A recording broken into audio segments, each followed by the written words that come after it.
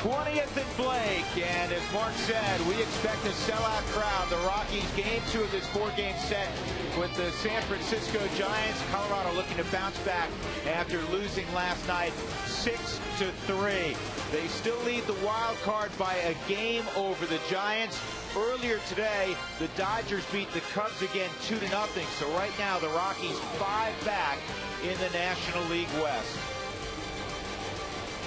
And good evening, everybody. I'm Drew Goodman. Last night did not go the way of the Colorado Rockies. Aaron Cook was on the hill, and there was great concern when he motioned to the dugout early in the 4th inning and summoned the training staff out. He had to leave the ball game. He will have an MRI tomorrow on his shoulder. He was placed on the disabled list earlier this afternoon, and the Rockies brought up Matt Hergis. You know the name, Matt Hergis.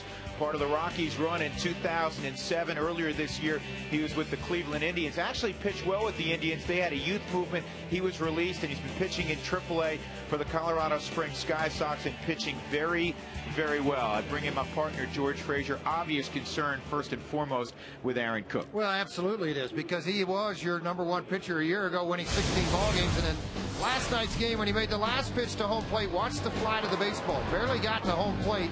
You can see the whole shoulder carry itself to the plate on the delivery. Cook knew something wasn't right, and he immediately signaled to the dugout it didn't feel right. He said he felt comfortable in the 2nd and 3rd inning. When he warmed up into the 4th inning, he felt the stiffness, the pain. Obviously, he realized to get out of the ball game, a veteran move on his part, I may add. A lot of younger guys would have tried to pitch through that. He did the smart thing, got out of the ball game. The Rockies bring up a veteran reliever who has pitched very, very well in Colorado Springs at altitude and out on the road. Well, the Rockies, again, will learn more tomorrow when Aaron undergoes an MRI on that right shoulder. When we come back, we'll talk a little bit about the Rockies offense as we prepare you for the first pitch tonight between Colorado and San Francisco.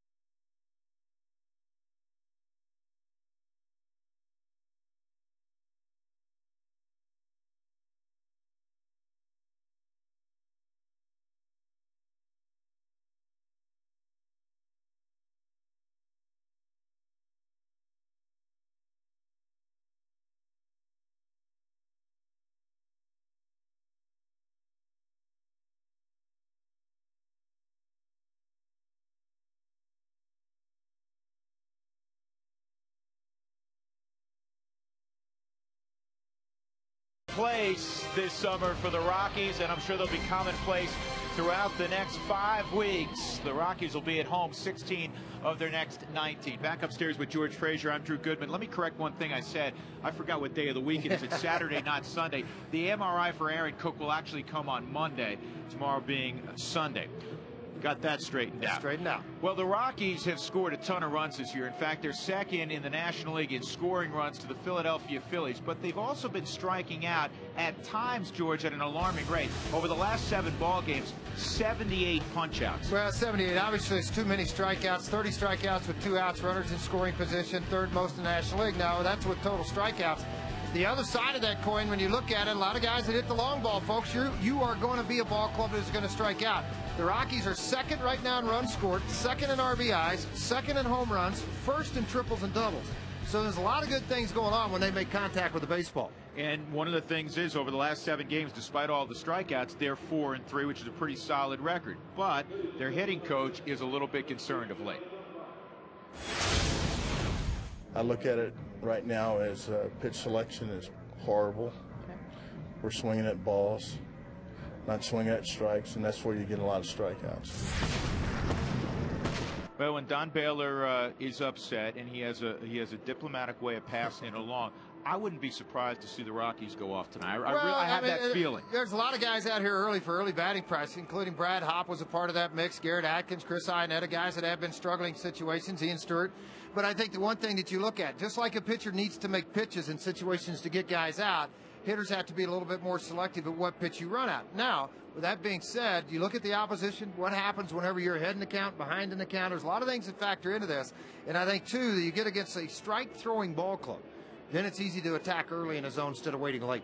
All right. Hopefully tonight's the night the Rockies get it rolling. They are a little more well-rested than they were last night. Jorge De La Rosa has the baseball. That's been a great thing. Colorado, San Francisco, come on back with us.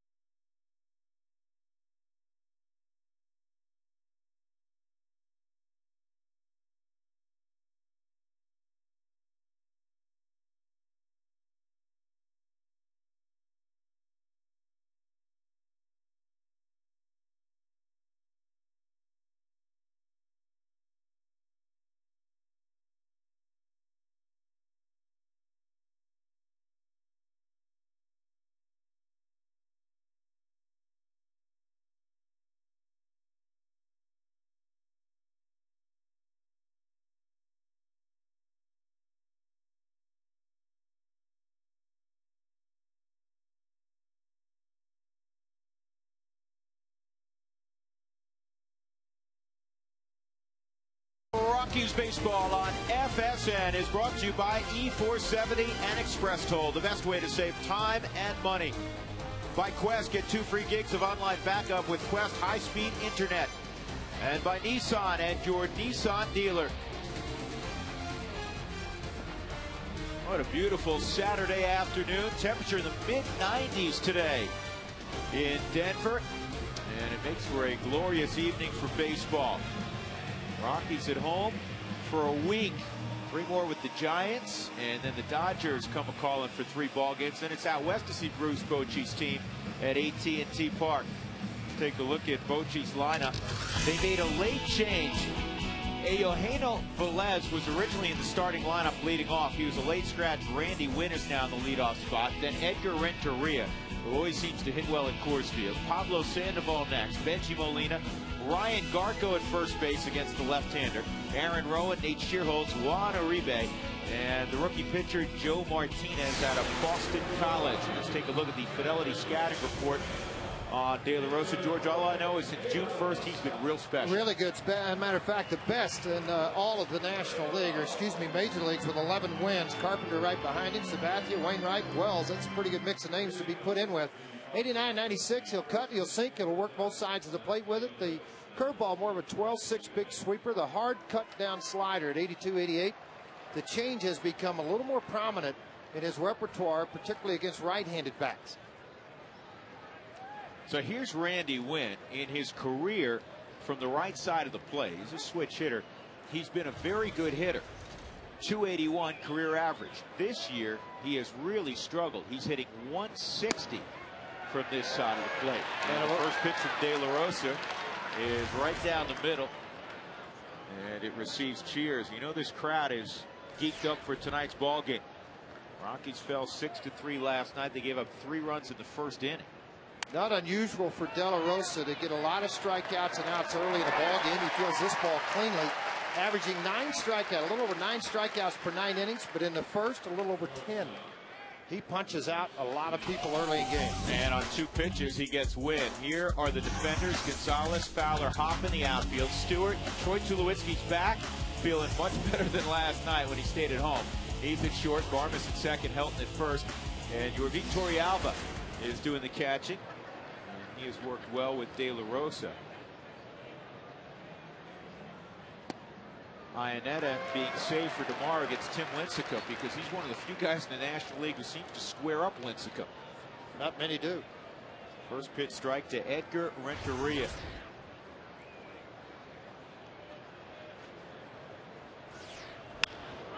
And on one hop, Tulowitzki on the move. Yeah, the legs look pretty good there, Frage. Yeah, that's how you gets under him. Obviously, when you have the flu and not feeling well over that 24-hour period, trying to get it all back and get it going. As you look at today's keys to this ball game, brought to you by Bird Automotive. Martinez, second time through as he rests in the dugout in preparation for that first inning, taking care of opportunities. Last night, Todd Helton with 3 base hits, drove in a run with 1 of those base hits, and then also it starts on the mound early in the ball game. De La Rosa. 4 pitches, 2 outs. You got to like it. San Francisco, typically a very aggressive team. They don't walk much, and they're aggressive there. And Tulowitzki fires over to Helton. A 5-pitch, 1-2-3 start for De La Rosa. You got to love it. We'll come back. We'll see the Rockies bats next.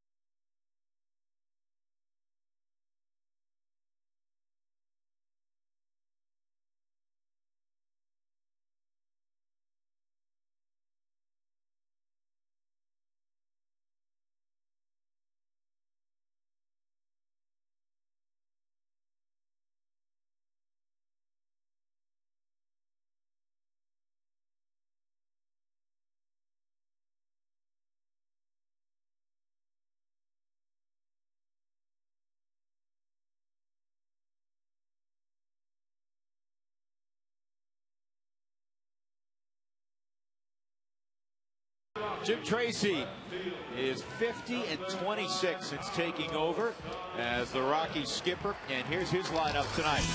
Carlos Gonzalez, what a wonderful second half he has had. Dexter Fowler up 5 times last night, 2 hits, 3 walks. That's pretty good.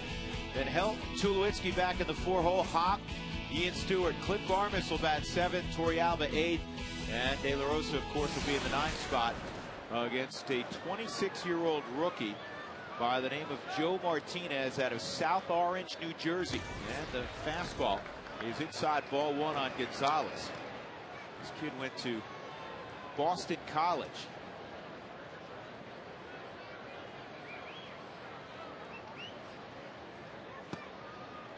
And that's in there for a strike, 1-1. The Rockies have tapped into Boston College. They did it a couple of years ago, 2008, in the 7th round. They took a kid named Daniel Houston, who's won 7 games at Asheville this year.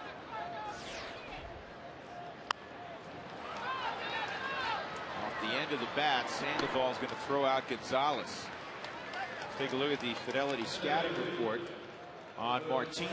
Well, he wants you to do exactly what Gonzalez. He's not going to overpower you. 85 to 90. He'll have tail and sink on the fastball. Very intelligent pitcher. He'll work both sides of the plate.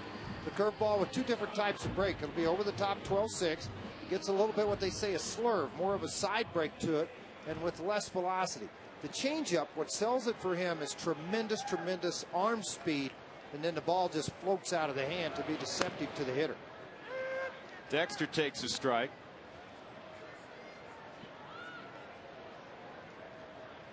This is just the 4th career start for Martinez. His 6th career appearance, and his last start in front of a bunch of friends and family. He beat the Mets. Went 5 innings, allowed a run on 5 hits, and there's a line drive base hit for Fowler, and it's humped the wall.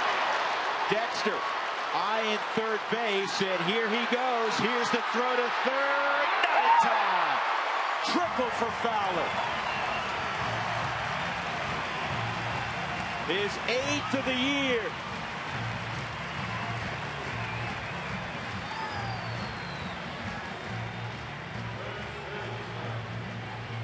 Obviously, you get a ball into these gaps, even with the speed of Randy Wynn on a fastball up and away to Dexter Fowler, trying to not inside out the baseball, but not to try to overpower the baseball, and takes it out into the left field wall and out into the gap. Dexter Fowler now tied with Tulowitzki for 3rd in the National League with 8 triples on the season. And George mentioned this in the open. The Rockies lead the National League in triples overall. Dexter's still trying to catch his breath. 37 triples for the ball club, which is #1 in the National League. 38, excuse me, now. 243 doubles first. Help pulls the baseball. Here comes Fowler to the plate, and the Rockies take a 1-0 lead. For a moment, Garco thought about firing it home, but he would not have been able to get Dexter Fowler. So Help gets the ball in play, and the Rockies break on top 1-0. High fives all around. Pull the ball hard to the right side, right at Garco. He makes a nice play on it, thought about it. Garco with a very good fielding arm at first base. A lot of first basemen, they don't have that strong arm. Defensively, Randy Wynn, who can play all 3 outfield spots, is in left tonight. Rowan's in center. Shearholtz is in right. Sandoval, Renteria, Uribe, and Garco around the horn. And Benji Molina behind the plate. And Tulowitzki, a big swing and a miss. Some fans who had gathered early at the ballpark when we were out watching batting practice, George, and visiting with some folks, yelled down, "Is Tulowitzki going? Is Tulowitzki going?" Well, obviously the fan favorite here at the ballpark, based on his success from '07 and what he has done this year with his big numbers that he's thrown up, 23 home runs. Remember, 8 triples to go with it. Now Dexter Fowler with a triple, and Help brings him around 1-0.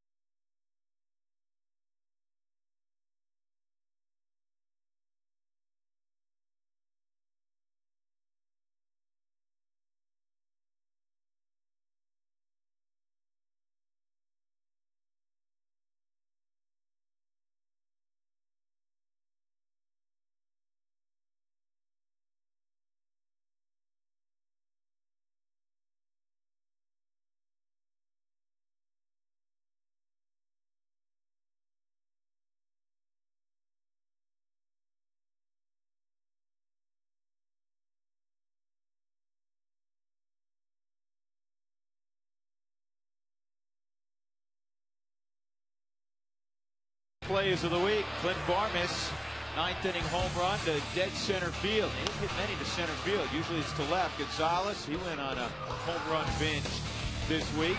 And look at these plays defensively by Ian Stewart against Washington. Once to his left, once to his right. That was gorgeous. Our Amco Clutch Plays the League brought to you by Amco, AA, MCO. Even with the struggles of Ian Stewart and what he has done with the bat of late, not much, but the defensive side of things, he has saved an awful lot of baseball.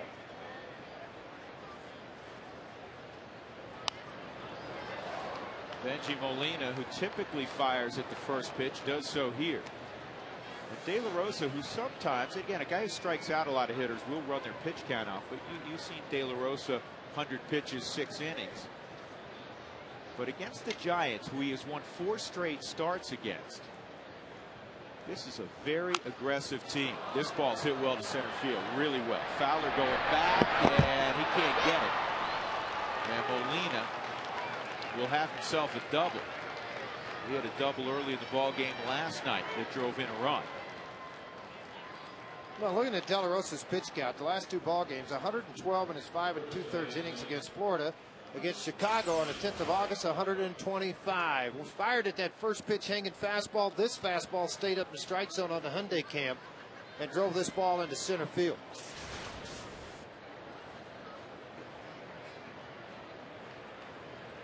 That'll bring up Ryan Garko. Last few years with the Cleveland Indians. Hitting nearly 280 with 11 home runs with the Indians at the time of the trade. Had 39 RBIs. 8 RBIs, no home runs with the Giants. He's been much better on the road. He has not hit for the home folks at all. Yeah, that's the hardest part about it. When you get traded, obviously the first impressions you want to put is on the home crowd. The crowd's starting to come back to the ballpark in San Francisco.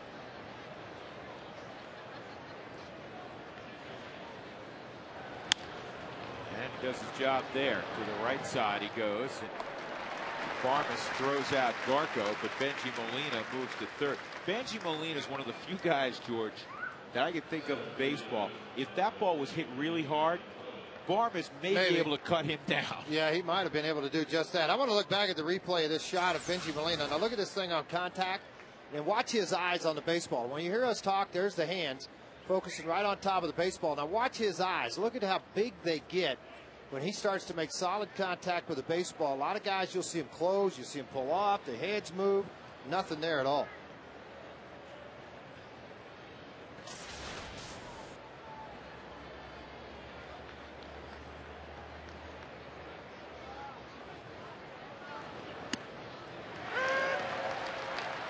The Rockies with 1 out have come halfway in with Rowan at the plate. Aaron had a big night last night with 3 hits. You don't need to be in tight here with Molina at third base. I mean, if the ball's hit any of these guys to knock the ball down, Molina's not going to score unless the ball gets to the outfield. And if it's in the air, it's got to be fairly deep with the arms the Rockies have out there tonight. Pulled through the hole, a base hit. So Rowan stays hot, and he just tied up the ball game. Well, much like the Rockies, you know, you have a 1-out triple by Dexter Fowler.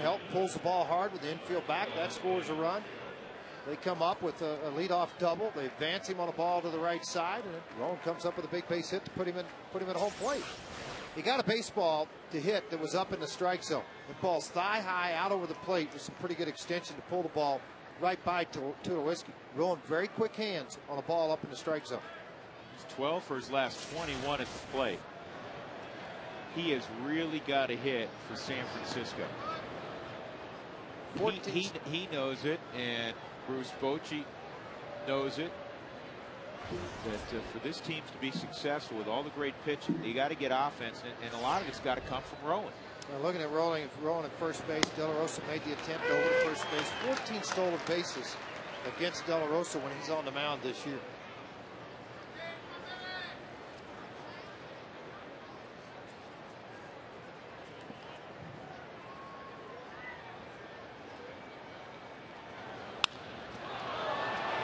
Right center field. This is well struck, and this is out of here. 2-run home run from Nate Shearholtz, and it's 3-1 San Francisco. Just the second home run this year that a left-hander has hit off of De La Rosa. What's more alarming, I mean, left-handers are hitting only $178 against De La Rosa. They take a 3-1 lead on this two-run shot by Nate Sherholz. Fastball again, appeared to stay up, belt high in the strike zone. He got good extension with the arms, read the ball very well. Did not handle the ball away from him in his previous pitch. This pitch on the inner half and a little bit up. He was able to put it into the bullpen. Juan Uribe takes high, ball one. De La Rosa has been terrific overall, but particularly at Coors Field in his last 7 ball games. 6 starts at Coors. He's 6-0 with a 2.72 ERA. 4-0 in his ball games against the Giants, covering 8 games, 236 earned run average against their ball. Talking to Mike Krukow before the ball game, he's watched the Giants every day for a long period of time. He said this guy, talking about De La Rosa, is the toughest left-hander on us each of the last 2 years. Well, he just threw that ball right by, but not the location that Torrealba was asking for with the pitch. He left it up a little bit in the strike zone, but at 95 miles an hour. As a pitcher, at times when you scuffle, and he scuffled this inning, giving up 3 runs, you try to throw harder versus trying to make sure you locate the baseball.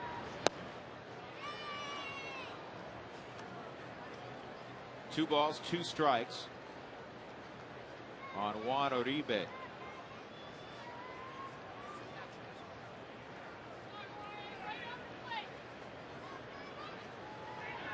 Curveball, and he strikes out Uribe.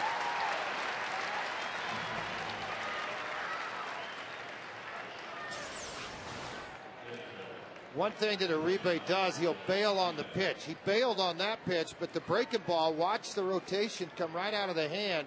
It doesn't end up in the spot you typically would see, which is right here. It ended up on the outer half of the plate, but you could see Uribe reach for it as he peeled off the baseball at the startup. Joe Martinez takes a strike. Look on Martinez, I know he doesn't have any hits, is that he can swing the bat, and he's a very good athlete.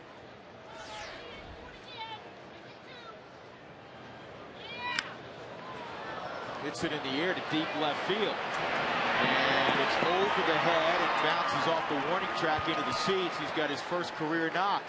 A ground rule double over the head of Carlos Gonzalez. As I was telling you that the book on him is that he could hit, though he didn't have a hit. I was hoping it didn't occur right here. Tell you what, he swung the bat pretty good against a left-handed pitcher, throwing the ball fairly hard, too. After getting ahead, strike one, flat slider up into the strike zone. All he did was just stick the bat out in it, but he wasn't phased as far as falling off the baseball. He didn't try to go into the bucket.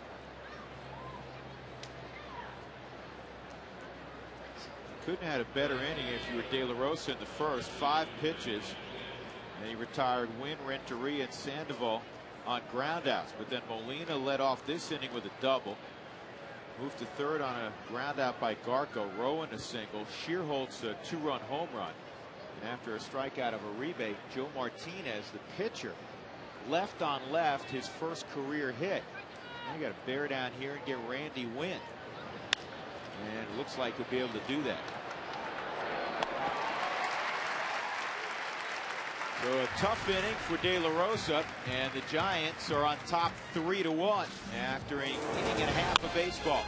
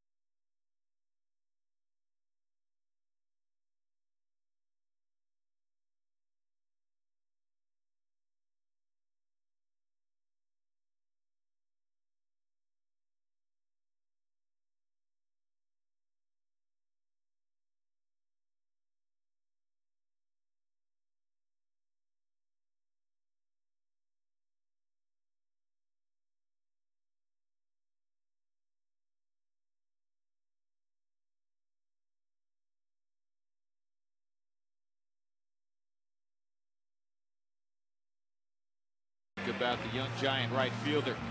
3-1, the Giants leading. Time to check in with Alana Rizzo with tonight's Mike Shaw Auto Update. All right, Drew, thanks very much. A little bit more about Joe Martinez. You know, 4 months ago, he wasn't worried about pitching in the major leagues. He was worrying about getting healthy. He was hit in the head by a line drive. He received a concussion and 3 hairline fractures in his skull. He was not allowed to have any strenuous activity for a month after the incident. When he was able to finally get back to going, he started throwing, had some bullpen sessions, and then was able to get into live pitching. He went back down to the minors, had 8 starts in the minor leagues before being able to return to the majors. He made his major league debut again, or made his return to the majors back on August 5th. And when asked about it, he said, you know, it was extremely scary, of course, but I think it was scarier for the people actually watching it, my friends and family. His parents were watching the game on television. He said, I'm just so thankful to be okay and thankful to be back here, guys. That was downright scary. Yeah, you know what? I mean, I got hit in the legs and I got hit in the back, and I mean, you know, you think you're quick enough to get out of the way, but you know, today the guy's much bigger, stronger, hit the ball much harder, ball right back at him. Made it very difficult, obviously. Plus, the other side of that is he squares up very much to the plate. He doesn't fall off left or right side, so a lot of those balls are right back up the middle. Create a little problem for him. Curve or changeup at 80 gets hot for the first out. In the bottom of the second. Brad Hawk retired. That'll bring up Ian Stewart. He's trying to extract himself from a bit of a slump. He's 0 for 15 with 8 punch-outs of late.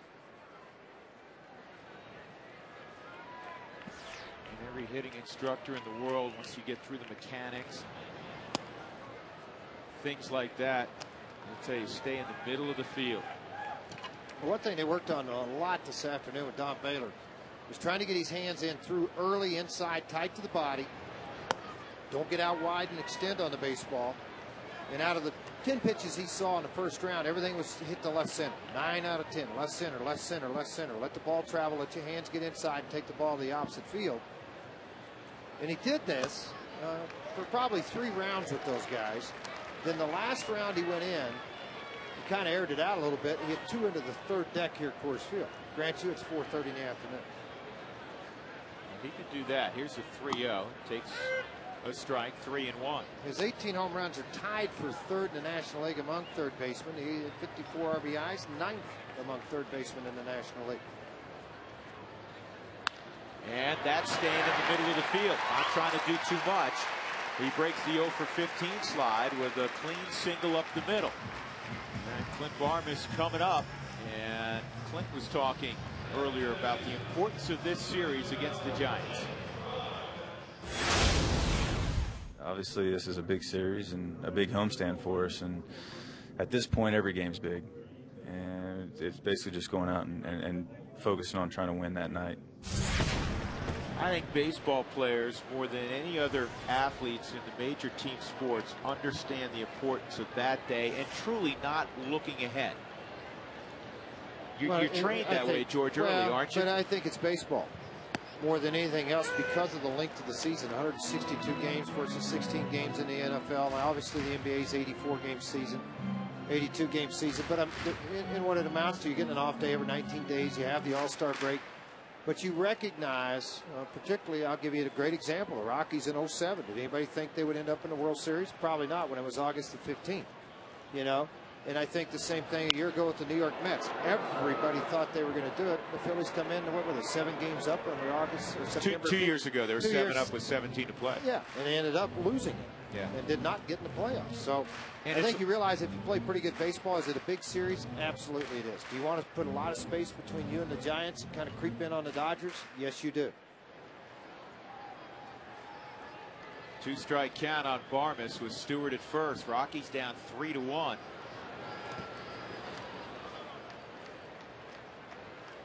If the Rockies score 7+ tonight or during any game, go to participating Colorado Taco Bell locations the next day between 4 and 6. Feed your fever with 4 tacos for $1. Check stores for further details.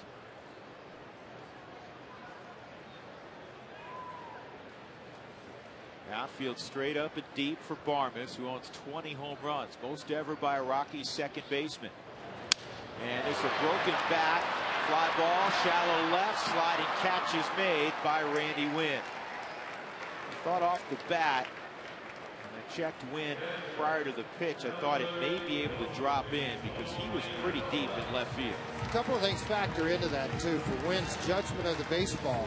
Back into the shadows, still a big swing. Barmas's home runs with 20.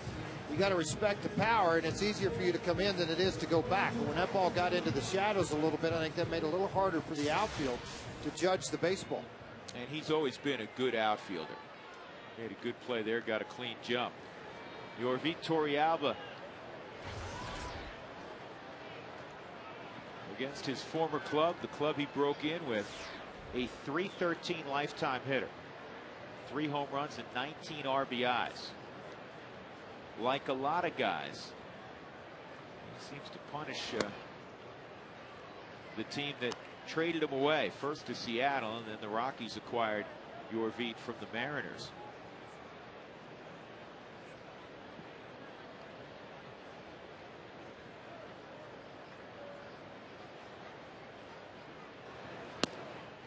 That's in there, 1-1. Rockies with the loss last night had their mini 4-game winning streak snapped.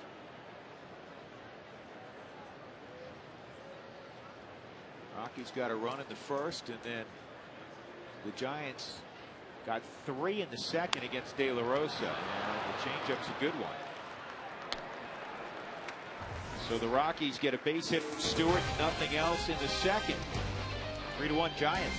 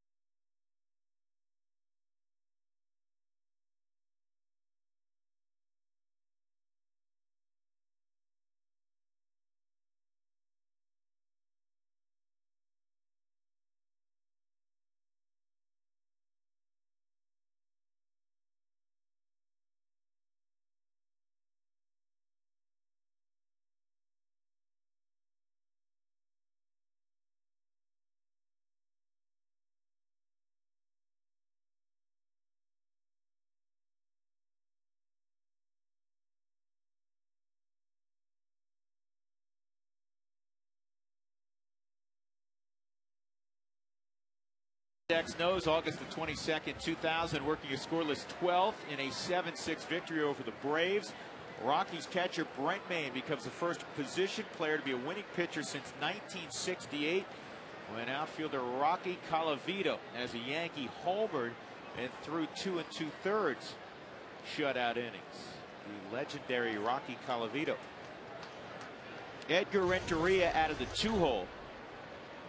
Facing Jorge De La Rosa, and he tried to drag a bunt. It goes foul. It's 0-1. Freddie Sanchez again not able to participate tonight for the Giants. That shoulder injury still bothering him. Well, you still haven't been able to reap any benefits, big benefits, from having Freddie Sanchez come over from the Pirates.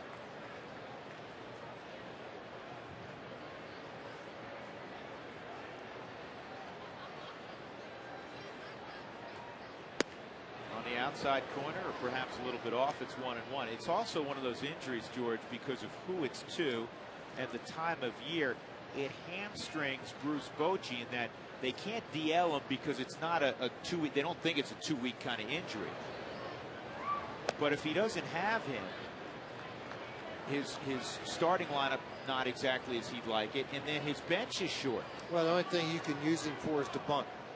If you have a sacrifice situation, or maybe to pinch run, and that's it. He took 2 rounds of BP yesterday and then shut it down. I don't know if it was by design or if it got aggravated.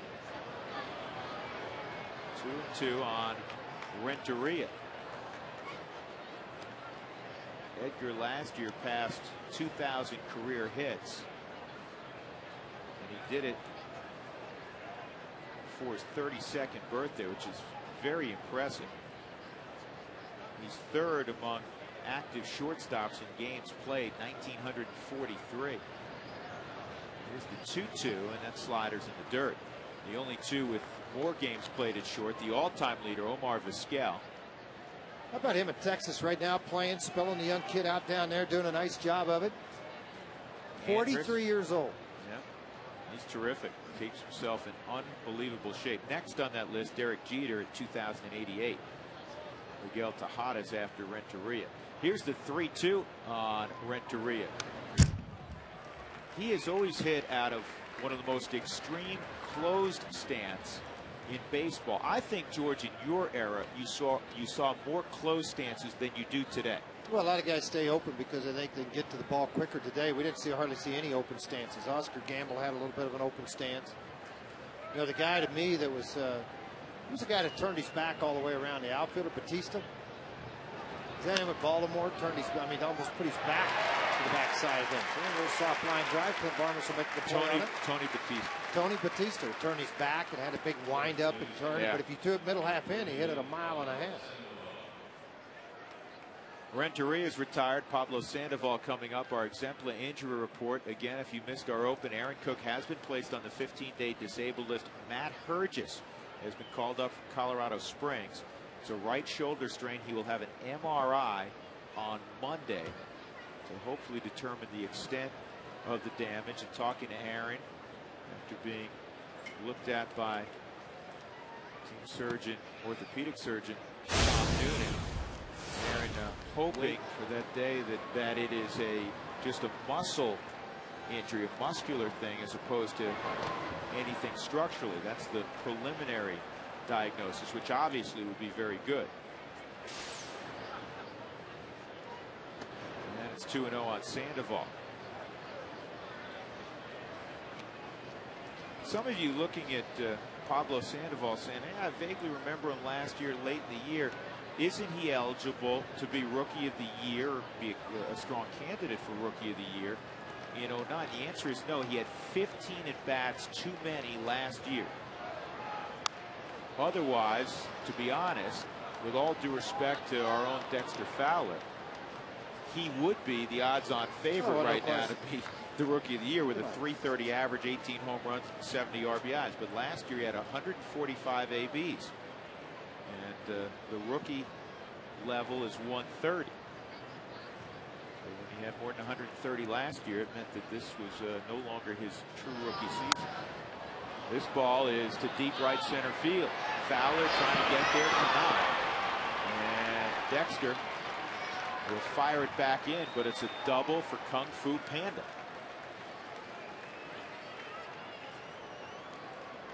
Ball just a little bit up, George? Yeah, it appears to be on all the balls that have been hit in the air. Obviously, a ball up ball is going to be hit in the air, but they're staying about the hitting range where everybody wants it, mid-thigh to belt. Velocity's there. Everything's fine with that part of it. Bob Apodaca can only look on in the dugout to try to figure out what to say to him when he comes in, and if it gets too bad in the inning, obviously he has to go visit them. A lot of times it's not mechanical. A lot of times it's mental. It's just the fact of locking in, concentrating on your target.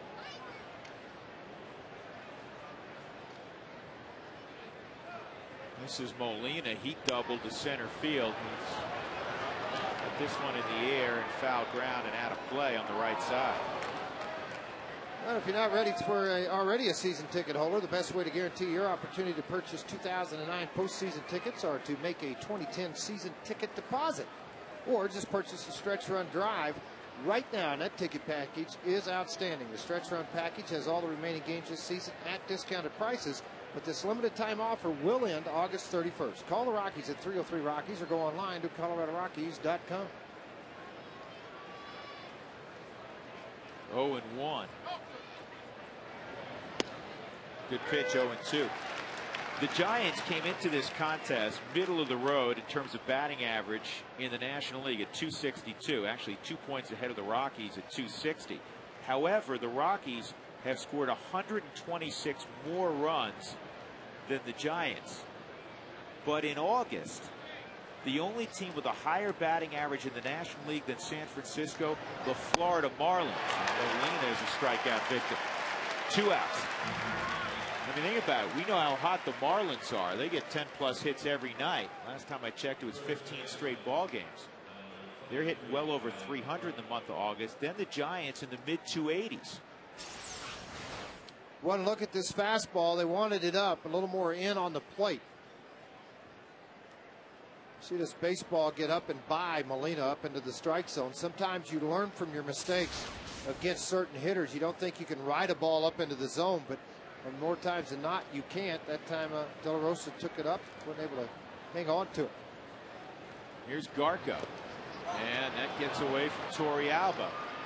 And now Sandoval's at third base, which puts a little bit of heat on De La Rosa, who has uncorked his share of wild pitches in his career. 6 on the year, which has tied the Rockies with the Jimenez for wild pitches. Still got to make your pitch. Trust your catcher to block it.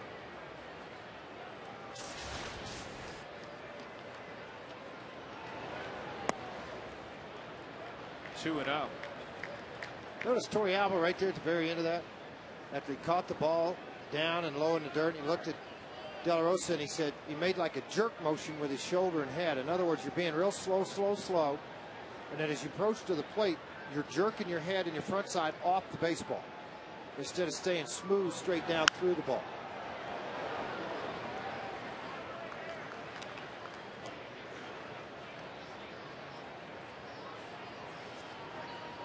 Two balls and a strike on Stanford product Ryan Garco. 3-time All-Academic Pac-10 player, second team academic All-American at Stanford. In fact, 3 times he was a member of the second team All-American team. This ball's well hit, and this one's going to the seats. 2-run home run, Garco. His first home run in a Giant uniform, and now the Rockies are down 5-1.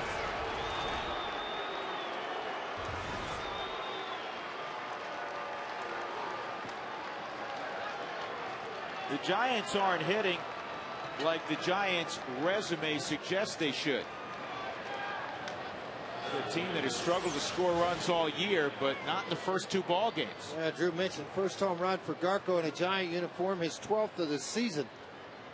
Overall, they got a ball that was up, an off-speed pitch that he extended on and took it out over the head of Gonzalez in left field. And this is 2 nights in a row the Giants have scored early in the ball game to expand away from the Rockies and make it just that much more difficult.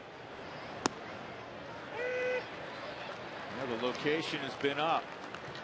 The normal miles per hour behind the fastball, 95, 96. The in-house guns at him at 97 a number of times, but they have ripped the baseball against De La Rosa in the last 2 innings. 2 home runs, 3 doubles. There's a curveball.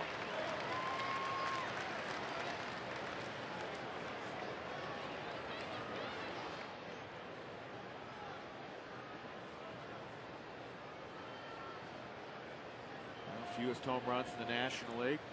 They've had to remake their team offensively since the retirement of Barry Bonds.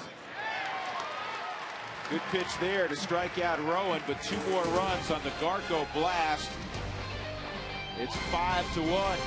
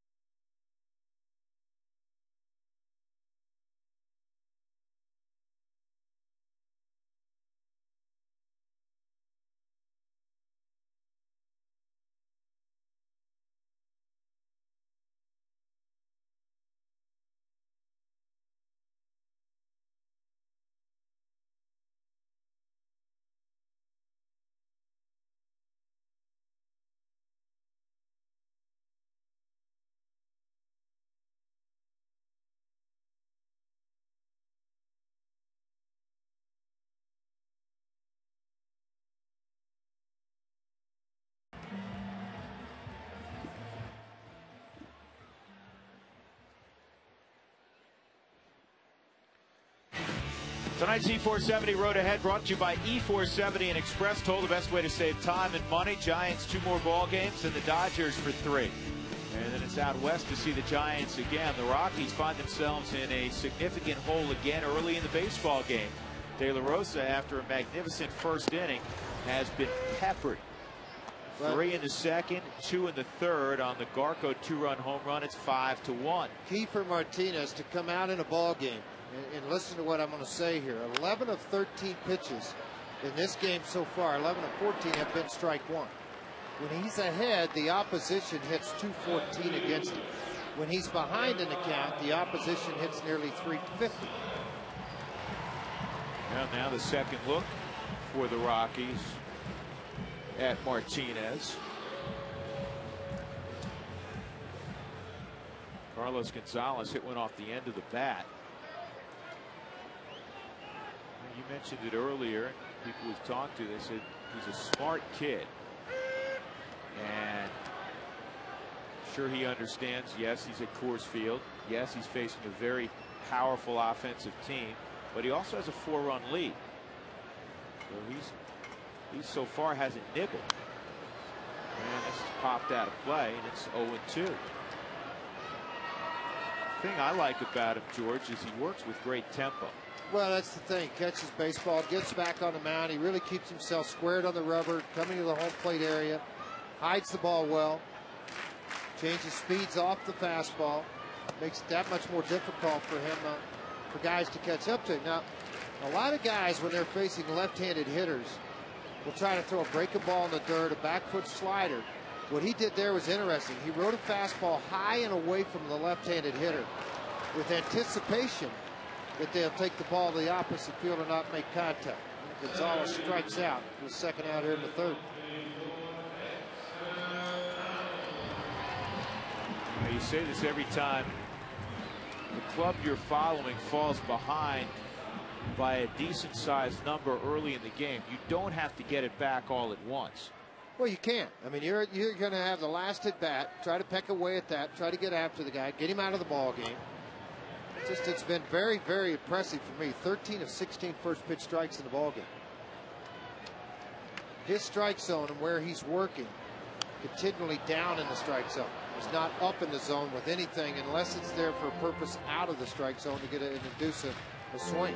And he's ahead 0-2 on Fowler. Spotted that fastball in a great location. Jam Dexter. See if they go to a curveball. That's what they went to Gonzalez with to get the strikeout.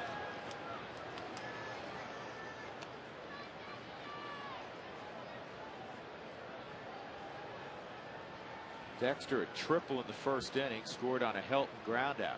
Shook off Molina, wanted to go inside with the breaking ball, didn't finish it. That spin off at the end allows the elbow to drop, flip it out, and it doesn't make the proper break you're looking for. Pretty hard curveball, in the low 80s. Fastball in, 3-2. That's maturity for me for Dexter. Since even the start of the year, starting in spring training, his ability to work counts back to his favor and then make the opposition pay for it.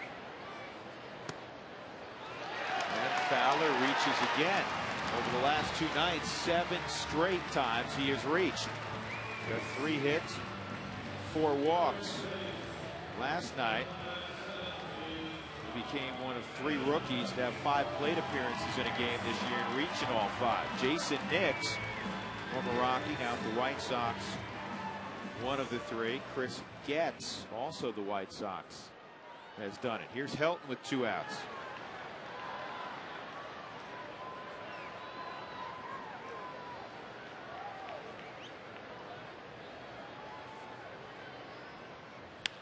And Todd hits it to short. Easy play for Renteria. 3 innings complete at Coors Field. The Rockies trailing 5-1.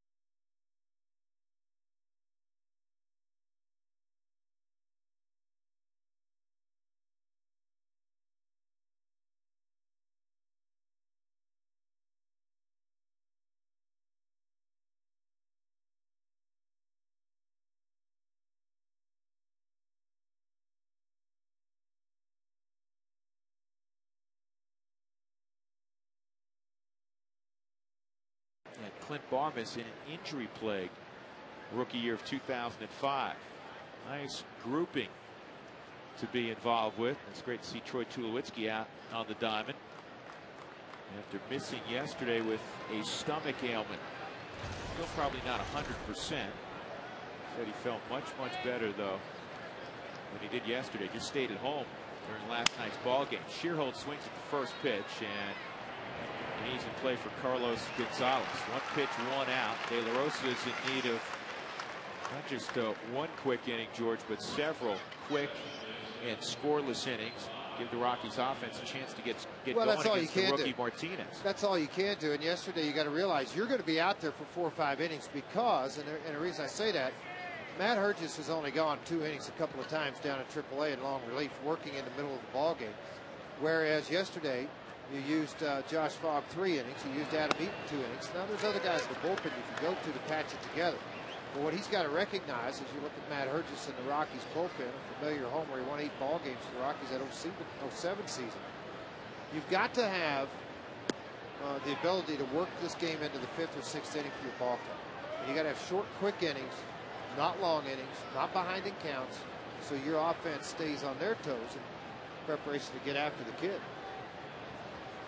Here's the 1-1 on Uribe, and it's a curveball in there for a strike. Bill Miller's behind home plate. I don't think we've identified him yet. Darrell Cousins is at first. Angel Campos at second. Jim Joyce at third. Last time in his last at bat, they went curveball right out here. Now, I like what Torrealba's doing. If he hits the spot, fastball, put the ball by him. Unfortunately, did not hit the spot. Uribe has always taken this foot and bailed it backwards. So he handles this ball in here very well. The ball away, he has difficulty. See, they're reaching out for the baseball. As far as having any type of authority with that ball. Well, sometimes you can't tell on television with the baggy uniforms. This guy is strong. Very strong. Kind of a throwback, a little bit of a older type attitude. Torrealba wants that ball down in the dirt. Got it. Hard slider, 89 miles an hour. Second time De La Rosa has been able to strike out Uribe. 4 punch outs in the ball game. That'll bring up Joe Martinez. Look again. Watch Torrealba's glove, laid it down based on the ground. Tell him this is the target I want the baseball to come to. And De La Rosa met the challenge and got the strikeout. Well, Martinez had his first big league hit his last time up, a ground rule double over the head of Carlos Gonzalez. And the fastball in the inside corner for a strike.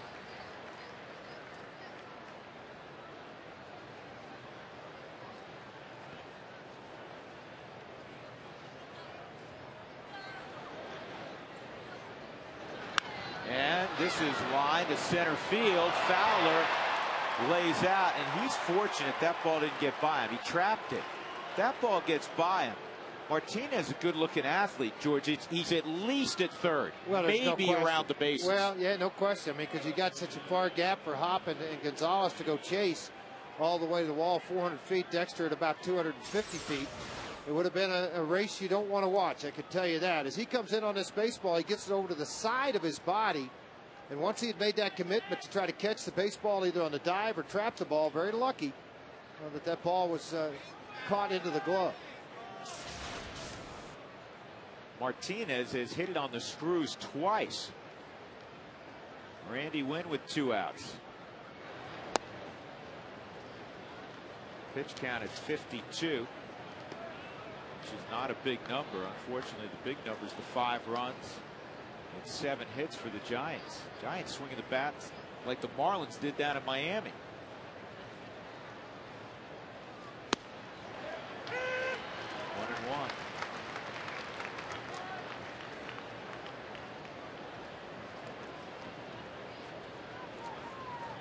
What the Giants have done the same thing tonight that they did last night. They've taken an enormous crowd, the 10th man, if you will, and they've taken them out of the ball game early because of the large lead. Last night, after the Rowan 3-run home run, they went up 6-1.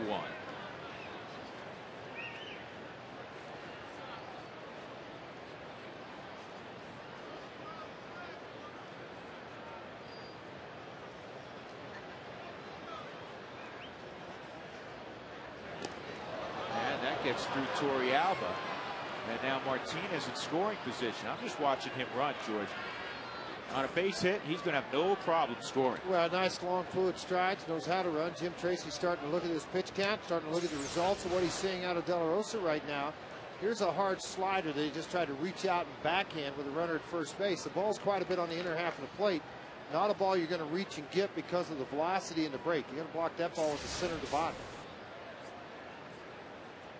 2 wild pitches, 2-2 on Wynn.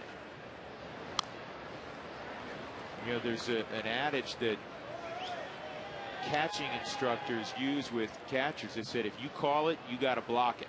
And of course, they mean that within reason.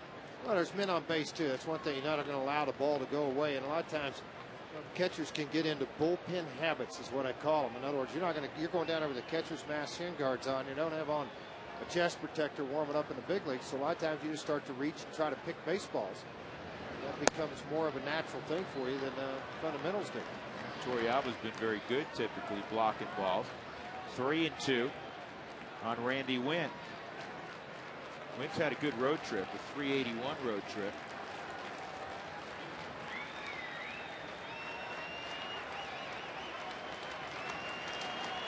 One of the leaders of the Giants.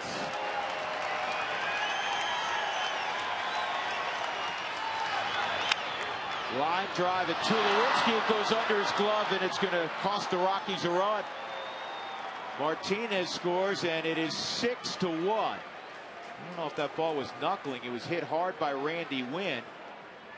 And it looked like, we'll watch the replay, it looked like Tulowitzki got leather on it, was going to catch it in the air. Well, when you watch this ball come off of the bat, it's going to hook right at Tulowitzki. It's got to have a lot of topspin on the baseball, so it's going to be breaking down on the baseball. Hit very hard. Tulowitzki one step and then went to go get to the baseball. What it did, it just peeled back the leather versus catching in the palm because it hit so hard, and when he stretched to get it, it hit up back on the fingertip of the baseball. See right here? See I bent him backwards? That prevented Tulowitzki from being able to make a play on the ball. Nonetheless, a base hit. Now, so you got a 6-1 ball game. Run scored with a couple of outs, as did on the 2-run home run earlier in the previous inning in the third. Yeah, how big's that single now from Joe Martinez, and the wild pitch even bigger. Just gave him a run. Rockies did play tight baseball last night. And they haven't played real well tonight, obviously. They have created a large hole against a very high quality opponent.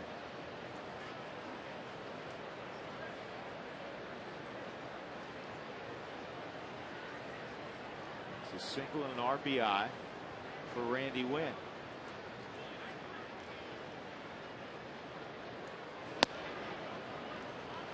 You know, new glove, old glove, I don't think it would have mattered.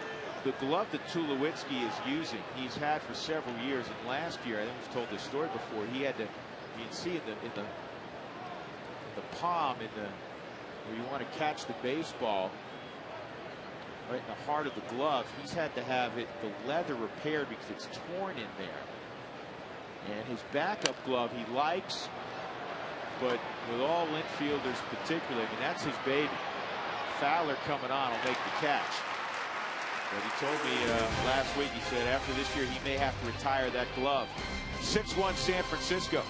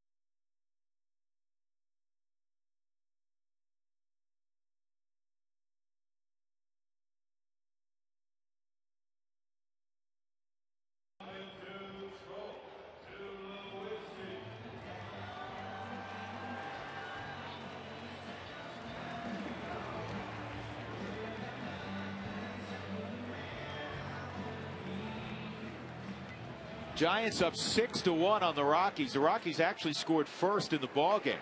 Dexter Fowler, a triple, brought home on a Todd Helton groundout.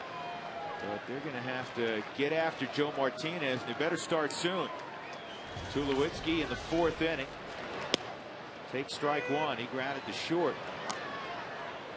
His first time up.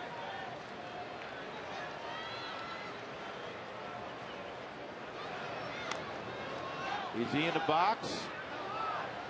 Fortunately, he was. That ball hit him. Bill Miller pointed right down immediately to indicate that he was in the box when the ball came back up. It caught Tulowitzki. If he's at the front of the box, way in the front of the box, he's probably out. He tried to lay the bunt down, but obviously not there.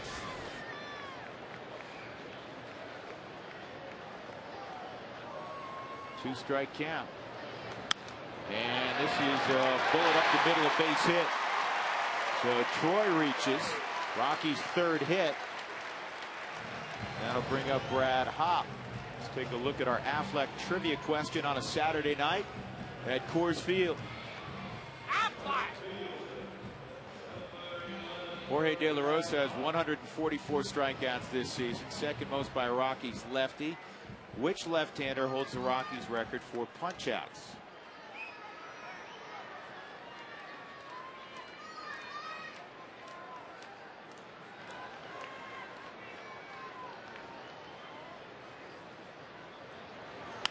Brad Hopp lines it to deep left field. Going back, Wynn, he can't get it.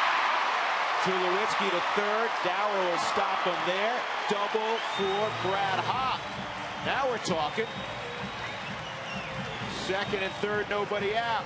243rd double of the season for the Rockies as Brad Hopp froze Randy Wynn in left field on a shot off the bat. Did not react well to the baseball. Ball hit extremely hard by Hopp on a sinker down and away. Hopp just explode on this baseball. The opposite field versus trying to pull the baseball.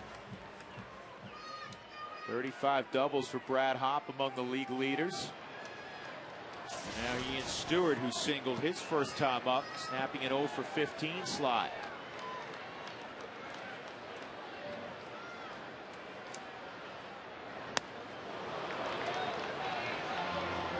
How quickly it could change. I mean, a 6-1 ball game, and then very quickly a couple of base hits with nobody out at 2nd and 3rd. It's imperative you get 1 run out of this now. We'd like to think 2nd and 3rd at the minimum, you get 2.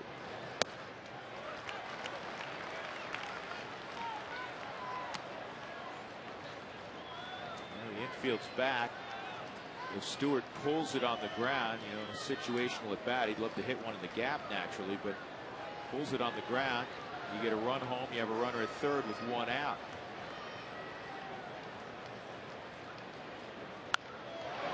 Pulled it into the seats, and it's 1 and 2.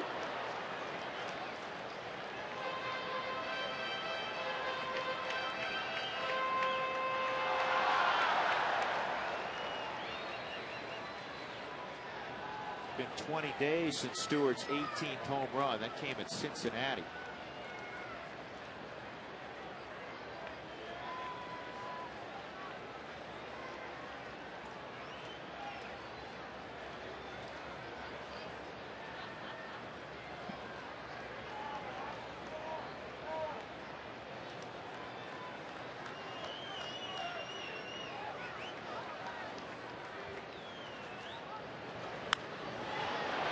In the air to right field. This will get the run home.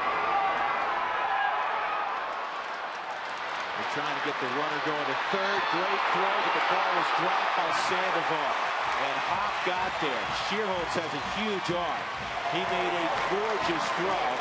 And Brad Hopp would have been out, but Pablo Sandoval dropped the baseball on the tag, and he's left to kick dirt. 6-2 on the sac fly by Ian Stewart.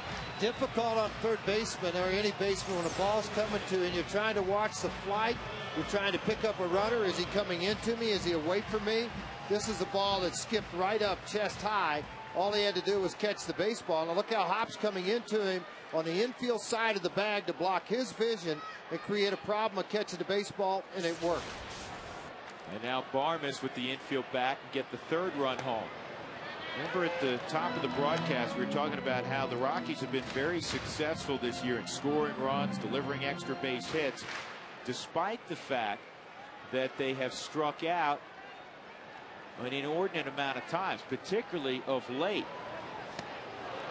And Ian Stewart, who has done his share of punching out, as a lot of home run hitters will, on a 1-2 pitch, he delivered a scoring fly ball. That's why it's so important in those situations not to have an empty at bat. Same deal goes right now, 0-2 on Barmes. See if he makes the same mistake on Barmes that he did to Lewinsky. Swing and miss on an 0-2 curveball, came back with it, and wasn't anywhere near it. Good reaction by Benji Molina on a fastball that could have sailed all the way to the screen. Molina wanting the ball up high. If he wasn't setting high previous or thinking that way, ball's probably all the way to the screen. The run would have scored. 1-2, and that's a great job by Barmes. That was a nasty hook. That was a borderline strike. Barmes had to cover it. Slider going down and away. And remember, we mentioned how he'll get off to the side of the breaking ball, turn it into more of a slurve and add velocity. Did it there on an 82-mile-an-hour pitch. Barmes, a base hit up the middle. Good two-strike approach there, and it's 6-3. Boy, what a wonderful job there by Clint Barmes, driving in his 65th run.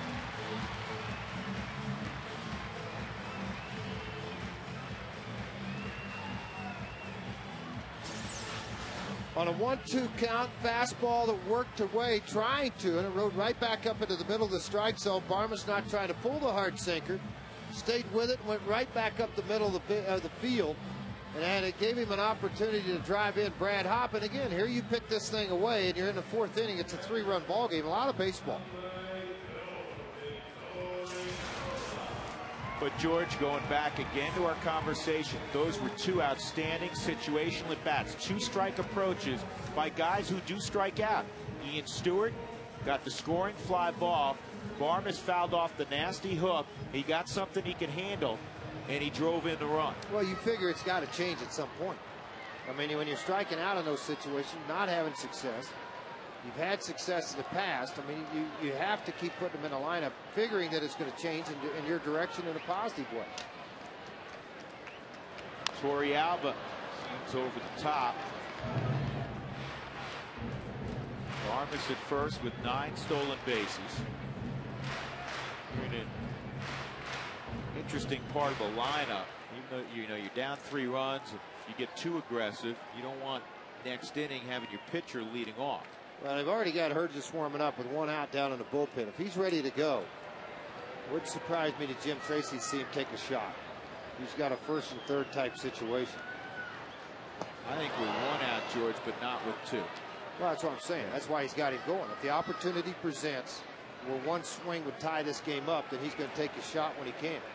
Torey Alba 10 for 23, 435 average with runners in scoring position.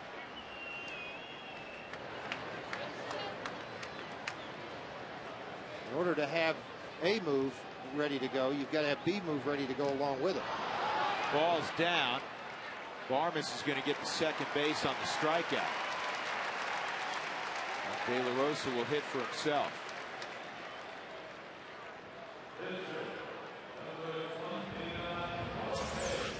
Breaking ball out of the strike zone. He threw one previously, much in the same spot, and a swing and a miss. Molina just gives the body up. What a proper way to block a baseball there. Kept it out in front of him, able to tag Torey Alba. 2 out.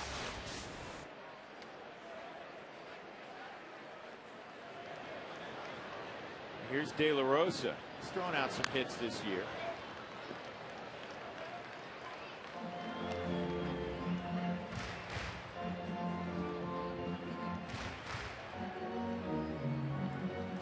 They got to change it. There's been a couple interesting scoring decisions in this inning. If you keep a book at home, they have given Pablo Sandoval an error on that swipe tag that the ball popped out of his glove. And this is a swinging bunt out in front of the plate. Martinez will throw to first. They also gave Clint Barmes a stolen base there. That can't be because he wasn't going. He went after the ball hit the dirt.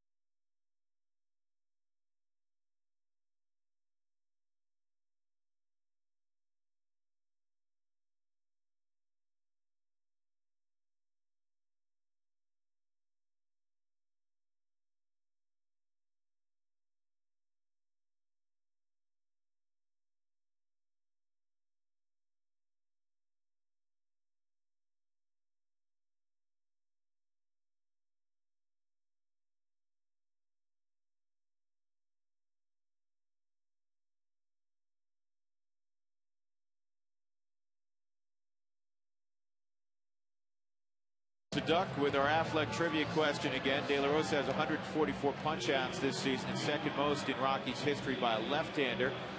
Who holds the Rockies record for most punch-outs by a lefty?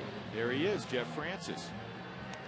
The year he won 17 games and then 2 more in the postseason. He struck out 165 during the regular season.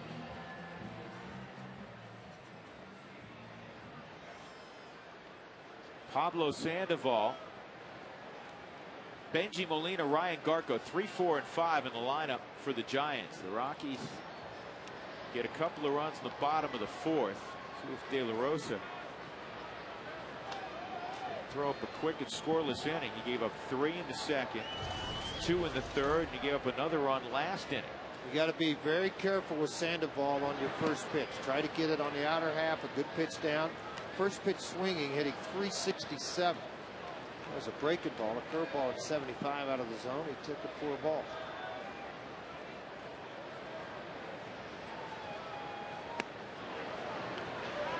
Fastball's inside. It's 2-0.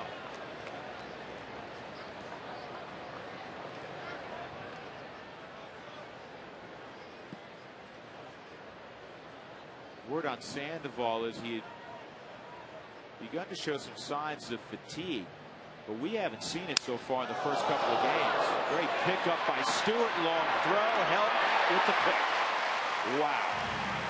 The bat and the ball. On both ends. That was marvelous. Well, and to look at how the play transpired because of the bat flying right at you, Stewart, very good concentration to watch the baseball, backhand spin, get up, the long throw, and Sandoval, even though a big man, can run very well. People don't understand the value of Todd Helton at first base. I know you always hear about his batting average and everything else. He has saved Rockies infielders an awful lot of throwing errors. Benji Molina, a double and a strikeout. And he went around 0-1. We were talking the other day, Baseball America's annual best tools issue, talking about Tulowitzki, ranked 2nd among infield arms, and infield glove ranked 2nd. Todd Helton was ranked 2nd among defensive first basemen to Albert Pujols. This is by National League managers. Albert's a very good first baseman, but I almost feel like some of that is tied to how great an offensive player Albert Pujols is, because though Todd doesn't have the range he once did, he just saves you so many runs in the course of a 162 game season, whether it's picks, whether it's bunt defense, whether it's starting 3-6-3 double plays, 3-6-1 double plays. He throws so well. I just celebrated a birthday a couple of days ago, turned 36.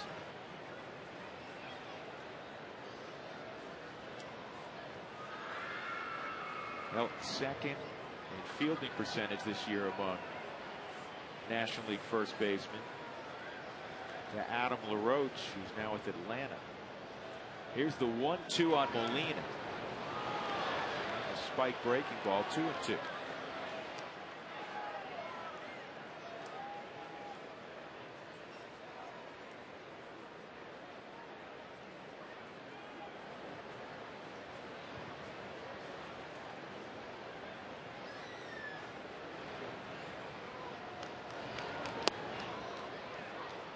Three and 2 on Molina, with Ryan Garco on deck.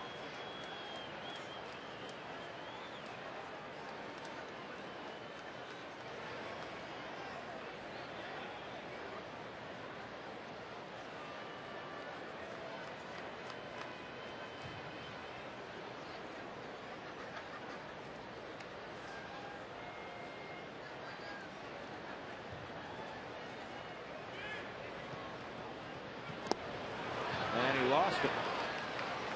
So Molina goes to first on the walk. That's the first walk allowed tonight. by De La Rosa, and let's see what Alana Rizzo's up to. Alana. All right, Drew, thanks very much. Another good defensive play there earlier by Ian Stewart and Todd Helton. And, you know, I talked to Ian earlier today about the fact that before coming into this game, he was 0 for 15 at the plate. I said, does it give you any solace to know that you're making some great defensive plays if you can't contribute at the plate? He said, absolutely. He said, the only goal in this game is to not allow the opposition to score more runs than us. He said, if I can't contribute at the plate, the least I can do is try to make sure that I can take away some runs for the opposing team. He goes, if I can do that, I'm fine with that. Of course, he wants to get back to form at the plate, but for now, he's working on that. But, you know, he can certainly keep doing what he's doing defensively to help in that regard, guys. Well, he's made a couple of significant steps tonight offensively, Alana, with the base hit early in the ball game and then the sacrifice fly behind in the count 1-2 in his last at bat. Matt Herges continues to throw. Bob Apodaca after a lengthy meeting with De La Rosa. Well, back in the dugout, and it's Ryan Garko at the plate with a man at first and 1 out. Your club just got you back in it. You're down 3 now. You can't let any more damage go. You can't make a mistake, and Herges was already warmed up and ready to go, so you don't have to make another selection. You can go right back to Herges to get you out of this inning, work a couple of innings, carry you into the Matt Bailey type range, Morales type range for the rest of the ball game. But once they got you back in with only 3 runs down, you can't allow a big inning as a manager. You got to go get him quick. 1 strike count on Garko. Home run to left center his last time up, first in a Giant uniform, the former Indian. Good pick up there by Torey Alba.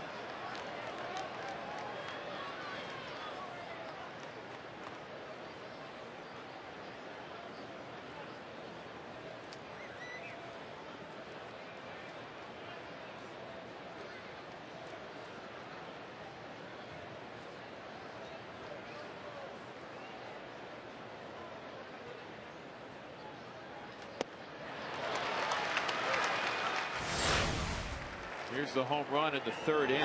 Flat slider, stayed up, belt high, and he was able to get extended. His strength carried the ball right out of the ballpark.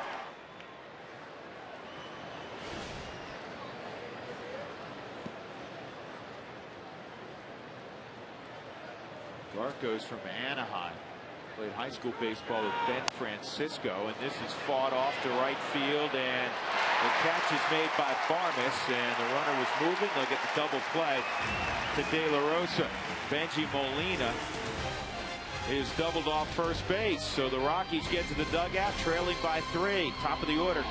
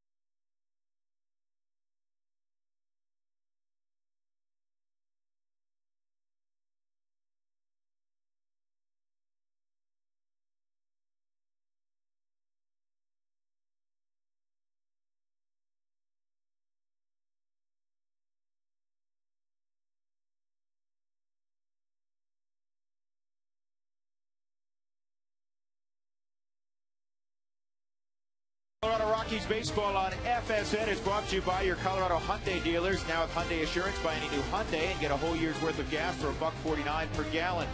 By Geico, 15 minutes could save you 15% or more on car insurance. Visit us at geico.com or call 1-800-947-AUTO. And by Dex, take the sport out of finding local information with Dex in print and online at dexknows.com. Rockies got 2 in the 4th. Carlos Gonzalez against Joe Martinez, and it's back up the middle, a base hit. So the Rockies trying to pick up where they left off in the 4th inning. And they have speed aboard at Gonzalez with Dexter Fowler getting ready to step in.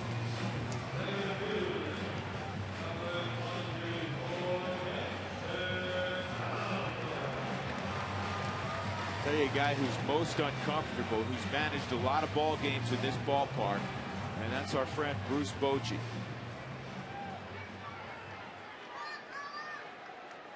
He'll continue to try to milk Martinez through 5, maybe 6 innings at the most, he and Dave Righetti, if they can.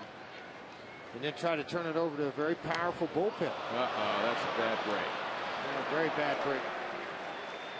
That's an area that Dexter continues to be a work in progress, George. He has 5 bunt base hits this year. I think as he evolves as a player, that number will go up and needs to go up. Well, it's part of those deals with his development from the right side, left side, and the switch hitting thing. A very young player at the big league level. Had a lot of success. The bunting was like the 3rd deal to work on. You know, coming through the minor league system. It was more to learn to hit switch hitting. Playing center field. Reads off the baseball. All those things came, and then, you know what, you need to learn how to hit before we're going to bunt. So now all of a sudden that bunting part, and you can bunt. But consistently, no, not what you're looking for, or the level of success you want. Well, I tell you, it'll be 10 more hits a year for him. Yeah. Is what it'll amount to.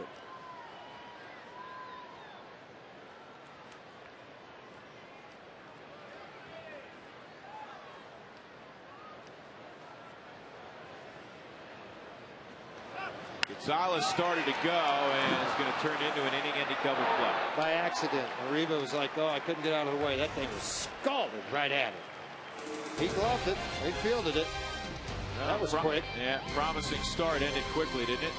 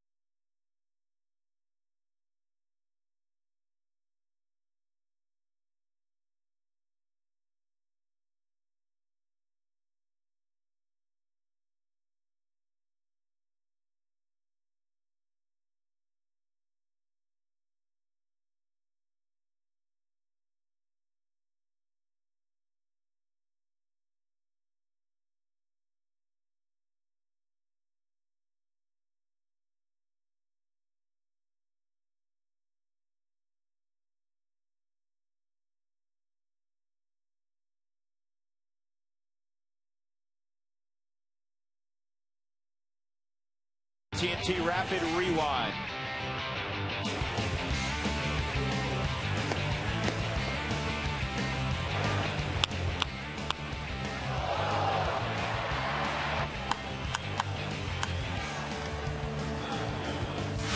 AT&T, the nation's fastest 3G network. AT&T, your world delivered. We move on to the top of the 6th inning. The Rockies trailing 6-3. Aaron Rowan, Nate Shearholtz, Juan Uribe, 6 through 8 in the Giants lineup. And a slow hook is in there for a strike.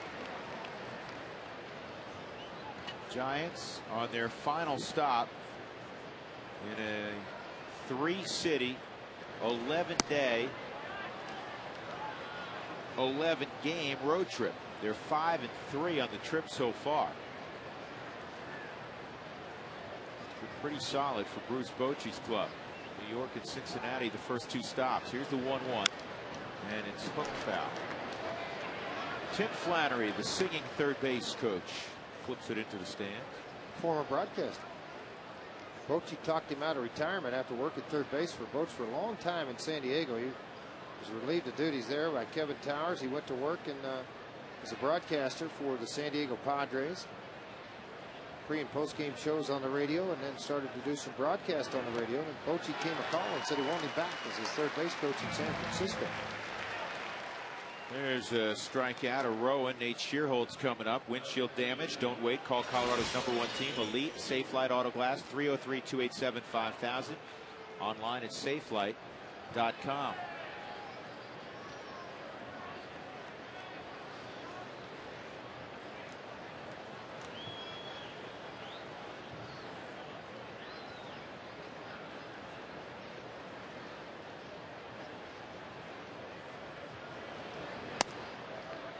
Shearholtz in the second inning hit a 2-run home run, his 5th of the year. And the location of the pitch comes into play again because the ball was up and the strike zone.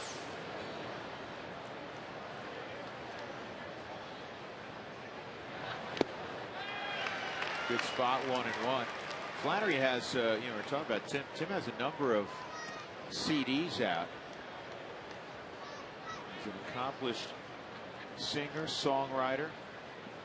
He has 6 CDs in this country. He has 1 that was produced over in Ireland. Also plays the guitar. He has performed with musical greats such as Jimmy Buffett, Willie Nelson, Jackson Browne, Bruce Hornsby, Judy Collins. And he's also, from what we've been told, an outstanding surfer, George. Looks like the type. He does. And he's mellow. That's why I said, the other day when Bochy got thrown out and then Wotus got thrown out, ground ball to Helt, that's a fair ball. Remember that ball game about a week or so ago? And yeah, Flannery was next. So Flannery's now running the team. He's third in line.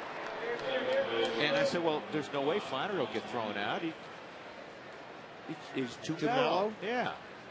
I said that to Tim yesterday. He started laughing. He said, yeah, you're probably right. Well, and Bochy and Wotus probably told him, 2's gone. We need you to stick around, okay? And they brought Bill Hayes into the dugout. Their bullpen catcher / coach down there, along with Mark Gardner. Uribe hits it off the end of the bat, fly ball center field. A 1-2-3 6th inning for De La Rosa. He settled in the last couple. 6-3 Giants.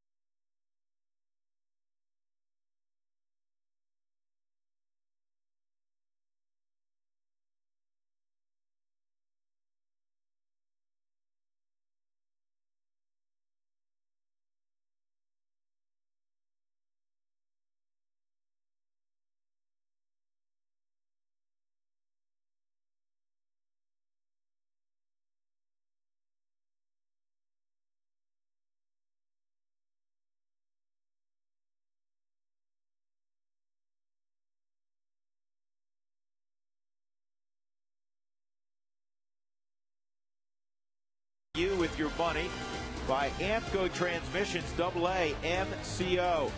By Denver CyberKnife, a new weapon against prostate and lung cancers. Learn more at denverck.com. And by Bird Auto, to find great deals on used cars, visit ColoradoWheelsOnline.com or pick up a magazine at over 200 locations. Troy Tulowitzki in the bottom of the 6th against Joe Martinez. The curveball is outside, ball 1. Single up the middle in his last at bat. Tulowitzki's 1 for 2. He has scored a run. Rockies trailing by 3.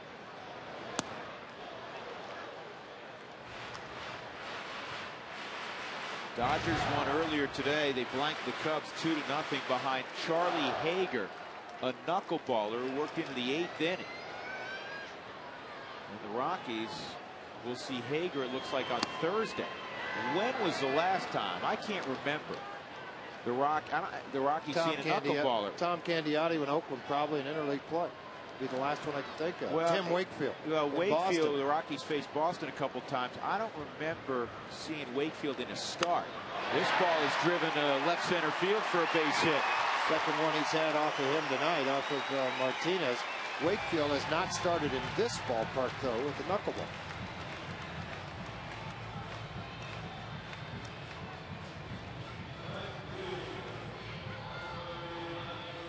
Brad Hopp stepped in, doubled to the opposite field in the 4th inning. Well, Rockies fans, get your power tickets. Well, it includes a midfield box ticket plus $10 or $15 in concessions depending on the game. The Diamond deal is only available online at ColoradoRockies.com.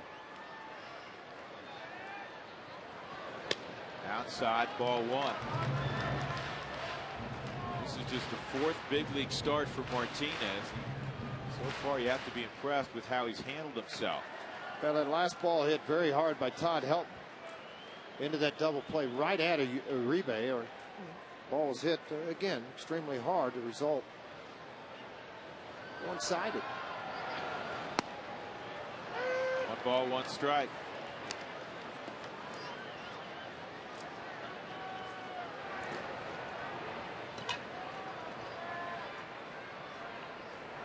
The right-hander, former Rocky Justin Miller, warming up.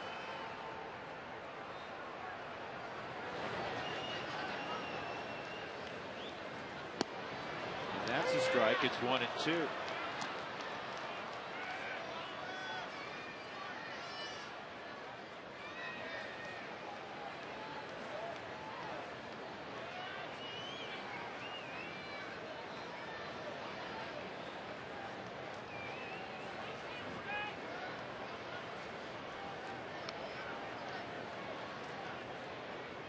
And Brad with a bullet up the middle.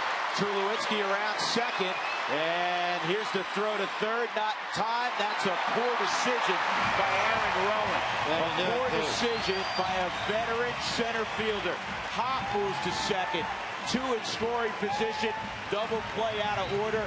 And Aaron Rowan searching for a friend. It won't show up as an error in the books, but it should. Mental error in baseball. When Tulowitzki, Rockies guys know and understand. Ball hit back up the middle. If you're on the move at first base, you feel like you can get a good jump, take it, and don't stop. Keep moving. Particularly when it's left or right of the center fielder, the opportunity, particularly to the right side, because it extends the throw. Hopp watching the throw here, never hesitated till when he saw the throw go through, pops into second base. Just a real poor decision by a very good baseball player. Now they slammed the glove. Rowan did at the very end of it, realized he had made a bad decision. Now you have to capitalize. 2 in scoring position, nobody out. Ian Stewart at the plate. And really, for the first time tonight, this crowd abuzz, this great Saturday night crowd.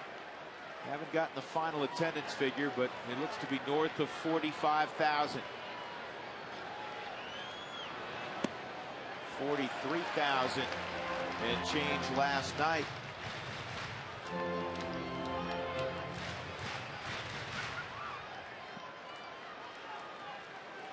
Tulowitzki and Hopp aboard.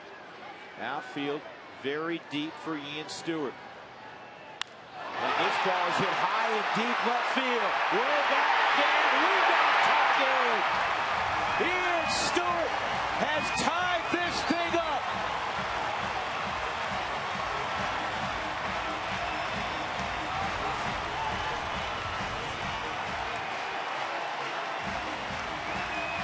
Stewart with a 4 RBI night. His crowd's liking what they're seeing.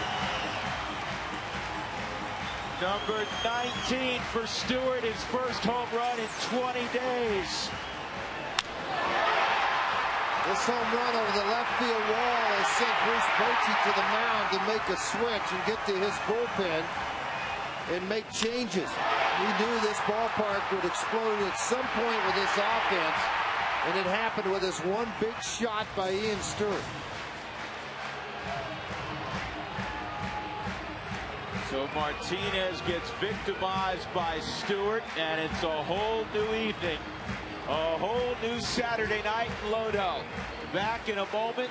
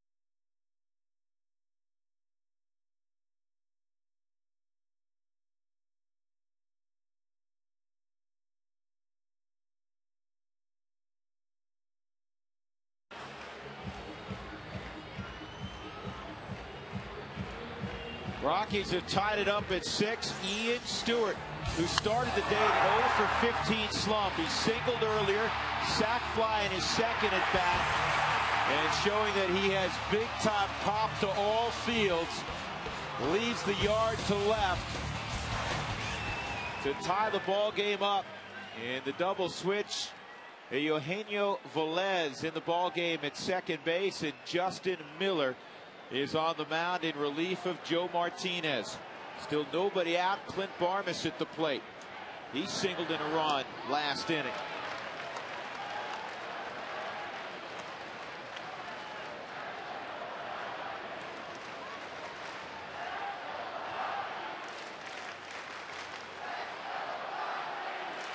'40th appearance for Miller. Here's the 1-0, and it's popped up behind home plate. Molina hoping for a play, and he can't run through the screen. It's not allowed. 1-1.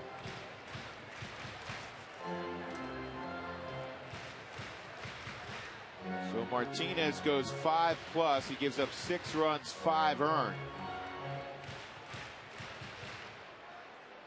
9 hits. Walked 1, struck out 2.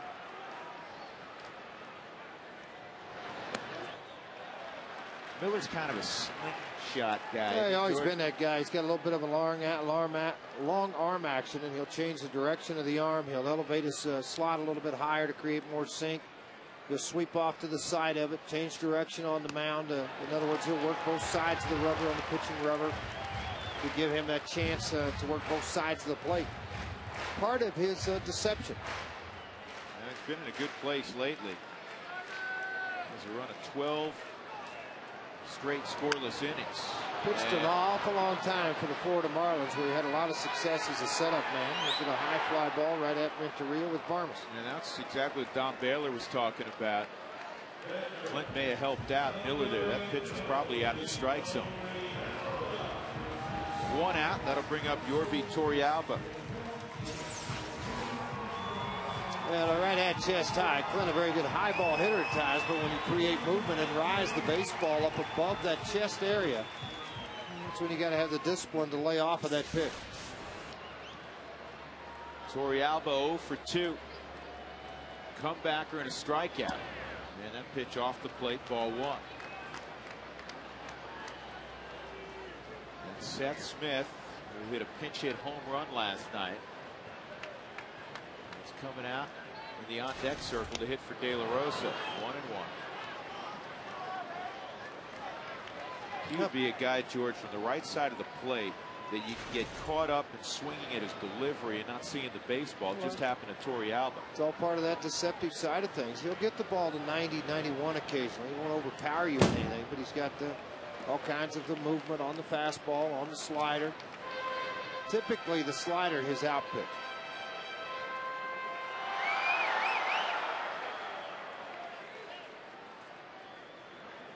He's been used more as a long reliever this year by Bruce Bochy. Franklin Morales getting loose in the Rockies bullpen. This ball back up the middle, a base hit for your Torrealba. And the Rockies hit double figures in knocks. That's their 10th. And Seth Smith will pinch hit.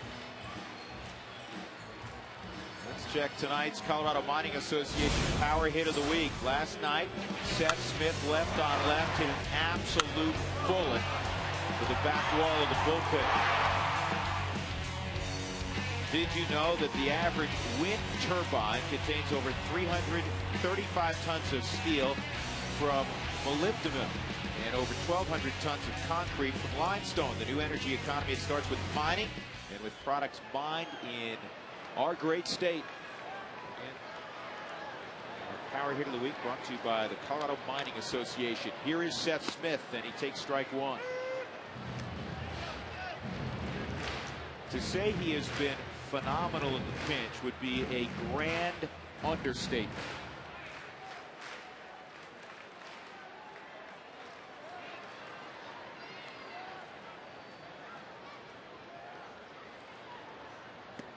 That pitch misses. He's hitting .452 as a pinch hitter, which is best in baseball, better than Nate Shearholtz of the Giants, who's done a very good job in that role. Wes Helms we just saw. And it's not just the pinch hits. He's also driven in 9 runs off the bench.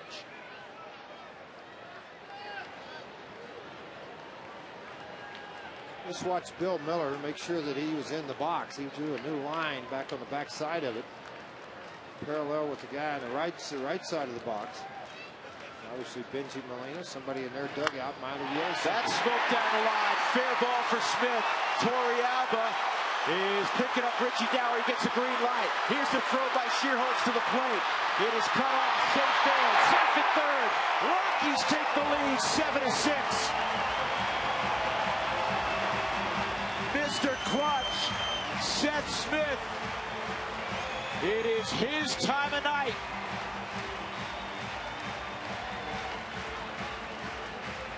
Jim Tracy knows when to take the shot with the best of what he has with a runner on and only 1 out. He took his shot with the best pinch hitter in baseball right now. Stays fair just by inches down the right field line. The ricochet benefited the Rockies. That allowed the longer chase for Shearholtz and a chance for Torrealba to throw well off line. That's why Garco cut it and tried to make the throw to third base.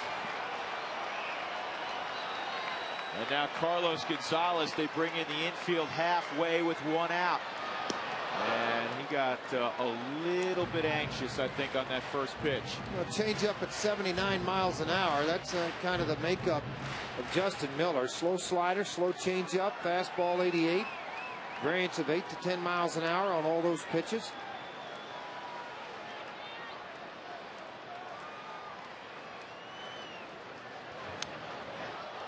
Fouled off. Gonzalez knows this is a big at bat. Chance to give the Rockies 2 runs of separation from the Giants.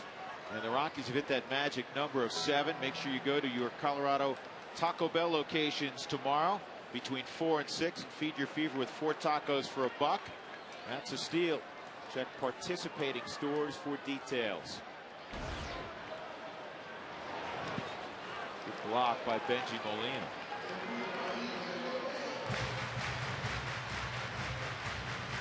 Better than average speed at third, and Seth Smith. Outstanding speed in the batter's box in Carlos Gonzalez.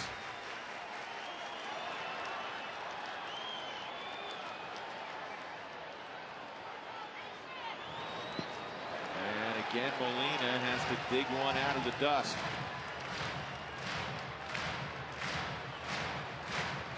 Seth Smith with that pinch hit. Now hitting .469 in the pinch this year. Pretty good when he starts, too. That home run last night off the bench is 10th of the year. Here's the 2-2. High, 3-2 with Fowler on deck.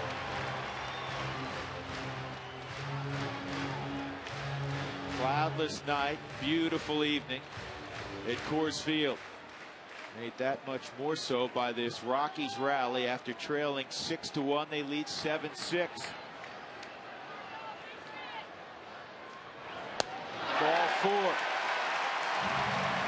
And now you really, George, put the pressure on that San Francisco defense. You got a guy who can fly at first, and you have a guy coming up who can fly. Well, I almost try to give a shot because of Miller's time to the plate. Give a shot to Gonzalez to steal a base, take it away, get in a scoring position, base hit would score 2.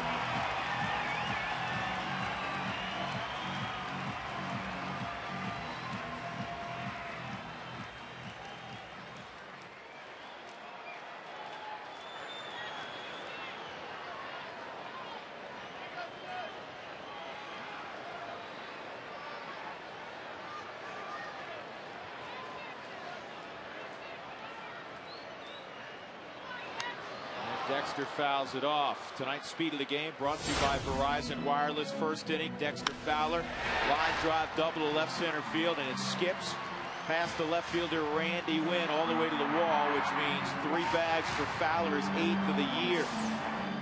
Our Verizon speed of the game. That would look nice right here.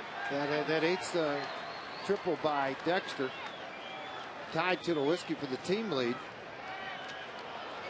Rockies lead with 38 triples on the season.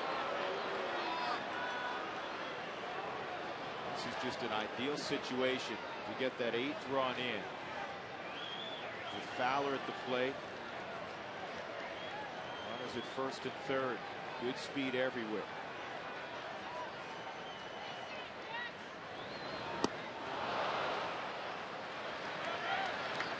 Now Dexter has to shorten up and make sure he gets it in play. Hard throwing right-hander. Valdez throwing up down in the bullpen. Throwing up. Might be, comes as the base is loaded.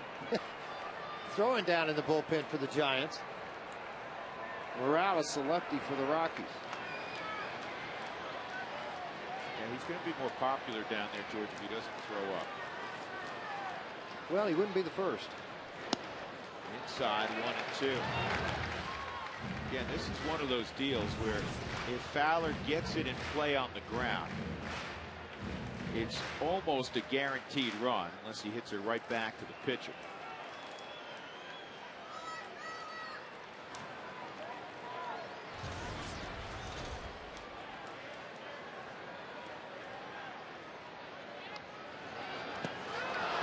Ball in the dirt, and Gonzalez is hung up.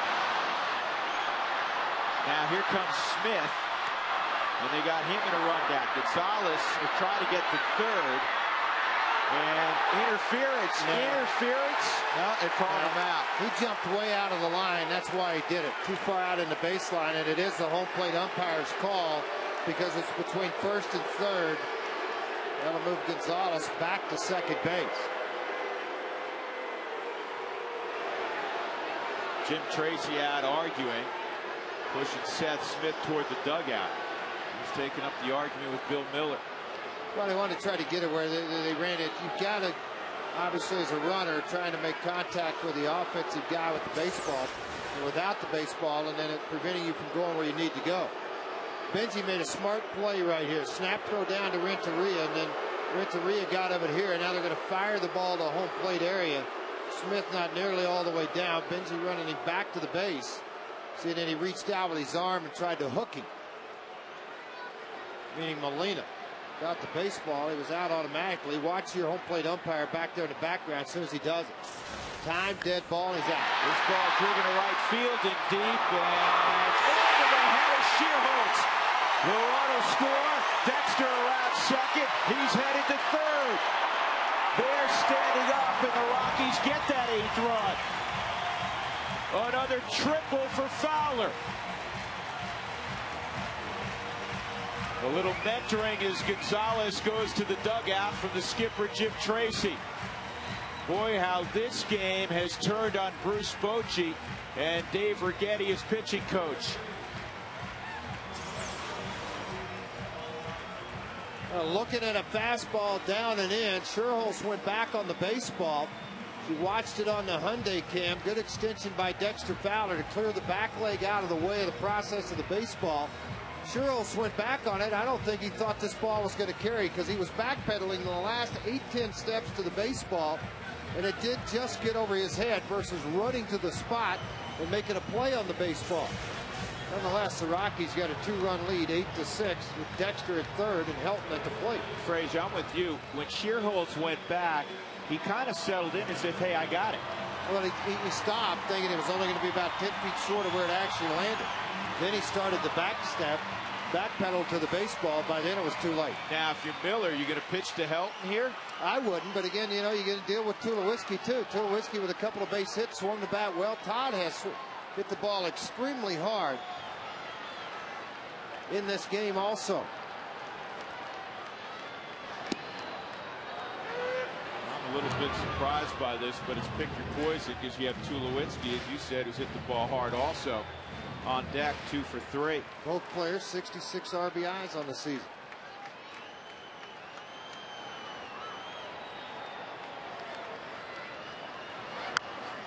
And Helton fouls it off. It's 0-2. Now he's in his comfort zone.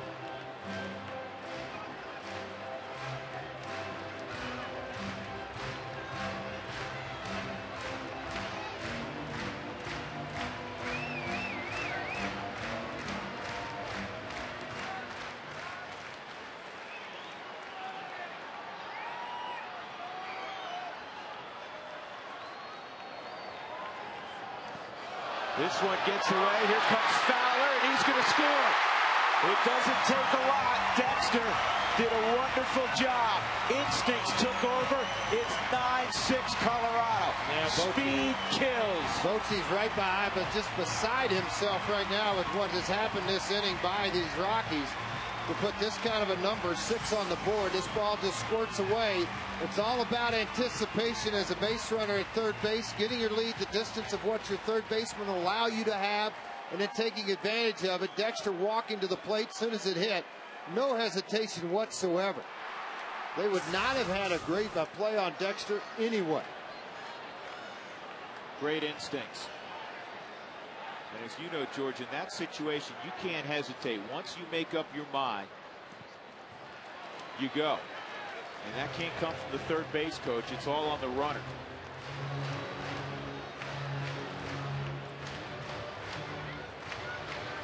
And the Rockies have put up a crooked number here in the bottom of the 6th. They started the inning trailing 6-3. Now they're up 9-6. 2-2 to Helton. High and deep right field. Way back. Take a good look. You won't see it for long. Todd Helton with his 12th. And the onslaught continues.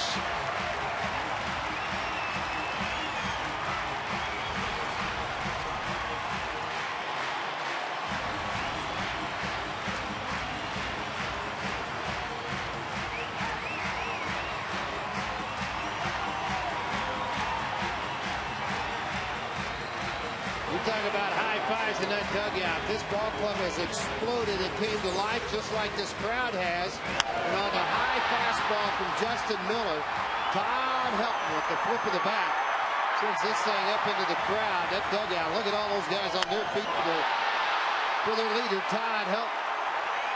That was a classic swing.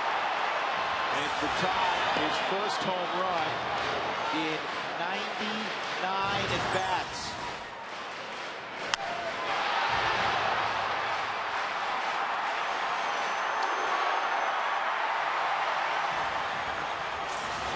Not much doubt about that one. Tulowitzki takes a strike on the 1-0, so it's 1-1. Rockies have sent 10 to the plate now here in the 6th inning.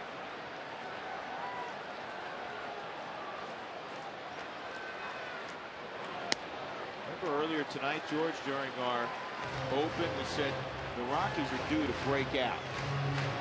Well, they obviously felt like particularly the bottom half of the lineup would come through, and they did that. Ian Stewart with 4 RBIs on the night. Miller had a tough time. 33 pitch innings so far from Miller. Yeah, he doesn't have a great deal of interest right now throwing it near the plate. He's behind 3-1.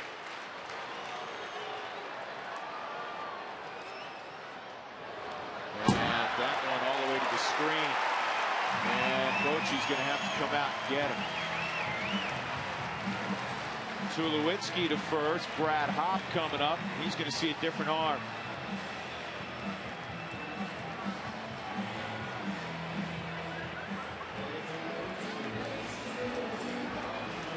Merkin Valdez will be next.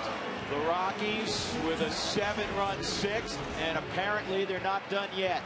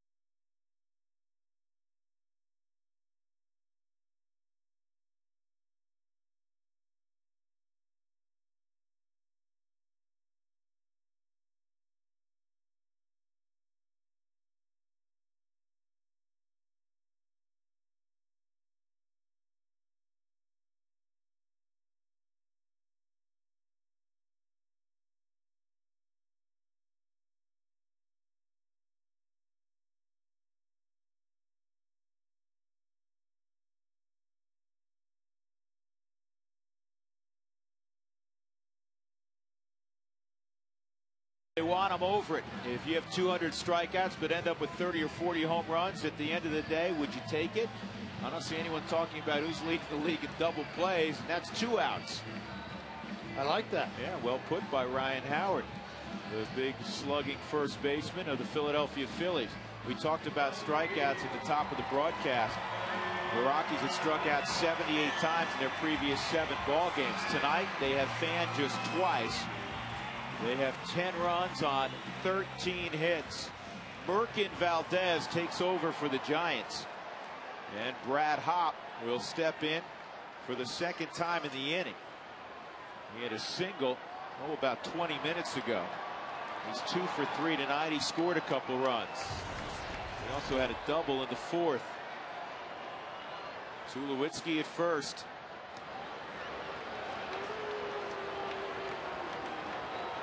Valdez concerned about Tulowitzki taking off. Tulo's got 15 stolen bases this year. He's hunting a 2020 season.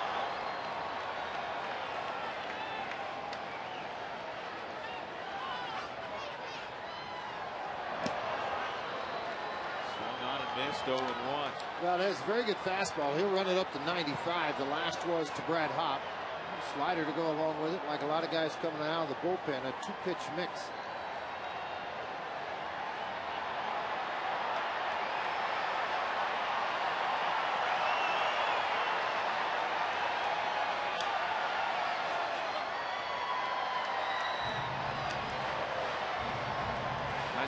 I know some of you keep books at home. I'll try to explain this to you. Earlier, that rundown, the double rundown, you score that 2-6-3-2 because there was interference by the base runner.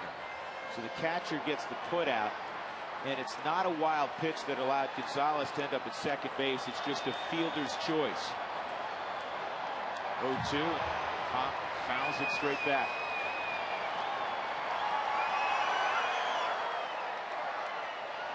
Rockies, if you're late to the party, trailed 6-1 after the top of the fourth inning. We've got 2 back in the bottom of the fourth, 7 here in the bottom of the sixth. And it's inside.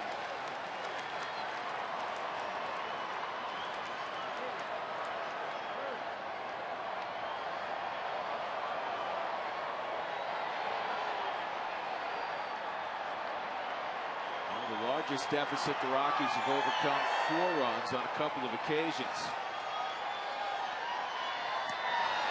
And the strikeout of Hop will end the inning. San Francisco will have to reintroduce themselves to the reserves and Bruce Bochy. They haven't seen their dugout in a while. 3-run home run from Ian Stewart tied it. And then the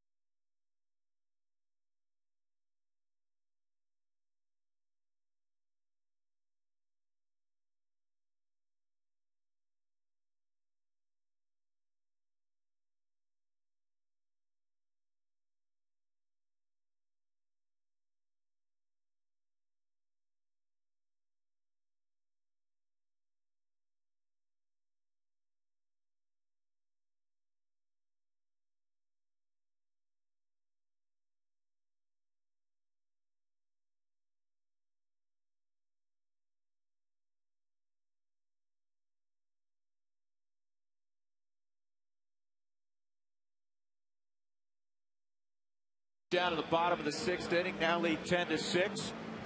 Ian Stewart, who had been struggling at the plate until this evening, at one point earlier this week he struck out 6 consecutive plate appearances. He unloads a 3-run bomb to left, and then Helton hit a home run. Franklin Morales will take over. And though it was an uneven outing, Franklin Morales in relief of Jorge De La Rosa, who has a chance to win for the 12th time this year. This call to the bullpen is brought to you by Comcast Digital Home Phone Service. Warm up to unlimited local and long distance. Call 800 Comcast. So the native of Venezuela takes over, and his first subject will be Eugenio Velez, who came into the double switch.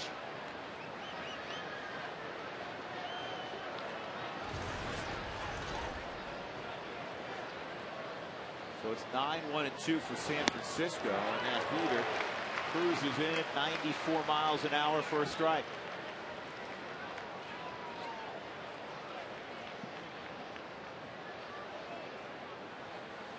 Morales has been outstanding at Coors Field this year, an earned run average of 0.96 in 10 ball games, 9 1/3.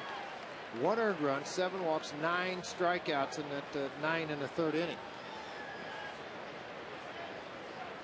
3-0 out on the road. Very good there. 3.68 earned run average.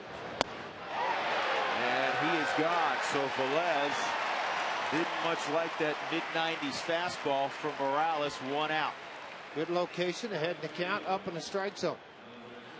A lot of talent with this young right-handed hitter, but he gets overpowered by Morales and the fastball on the Hyundai cam up into the zone. there's something I noticed a little bit with this Frisco lineup. San Francisco's lineup has chased the high fastball numerous times.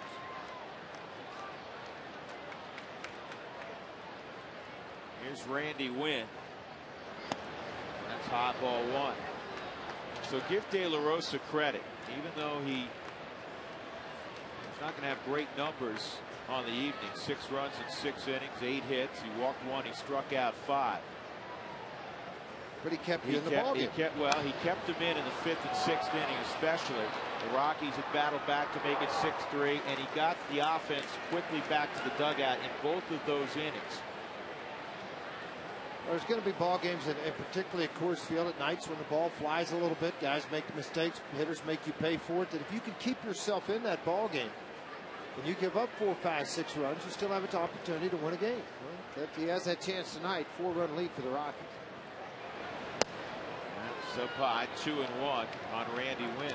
Well, the first 15,000 through the gates on Saturday, September 5th, will receive a knit hat courtesy of King Soopers. That all happens September the 5th.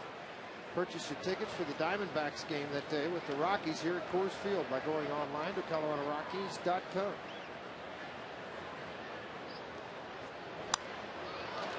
Two balls, 2 strikes on the veteran out of Santa Clara, former basketball player at Santa Clara, in fact, with Steve Nash, who he remains good friends with. Randy Wynn came up with Tampa.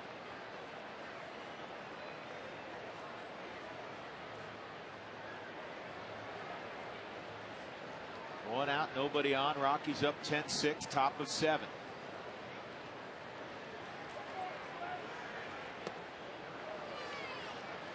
And he got out of his delivery a little bit there. 3-2.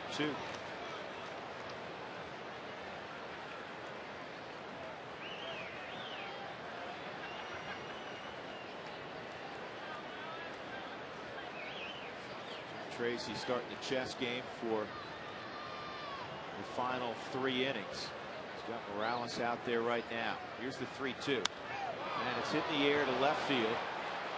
Playable for Gonzalez. 2 outs.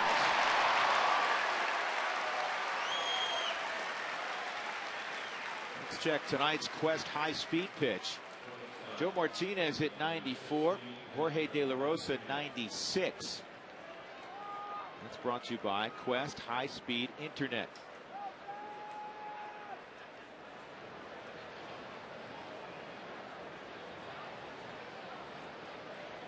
De La Rosa, the pitcher of record on the plus side. Justin Miller is actually the pitcher of record on the south side. Ground ball up the middle, cut off by the shortstop Tulowitzki, and he's still going to get 1 for rule. 1-2-3 inning for Morales. Stretch time at Coors Field. The Rockies up 10-6.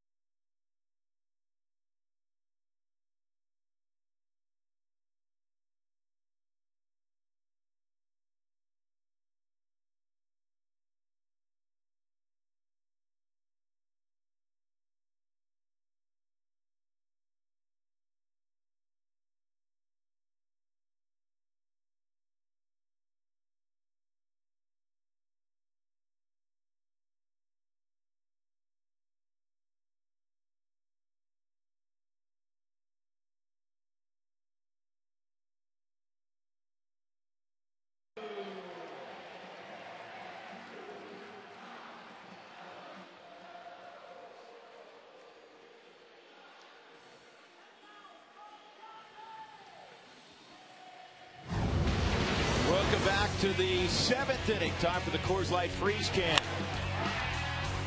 Well, that's hitting the ball squarely. 3-run home run from Ian Stewart, and then Todd Helton with top shelf. His 12th of the year. Our 7th inning.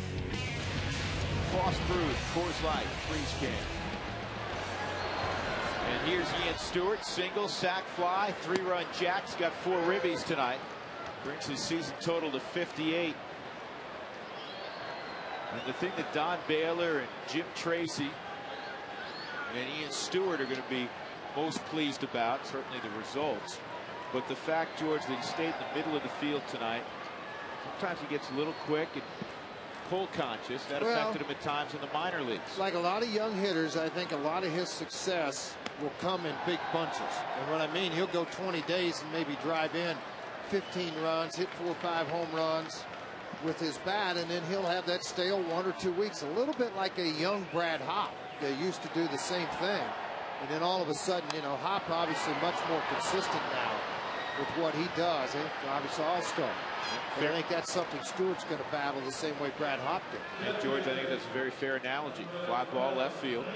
Clint Barnes will come up with 1 out in the bottom of the 7th.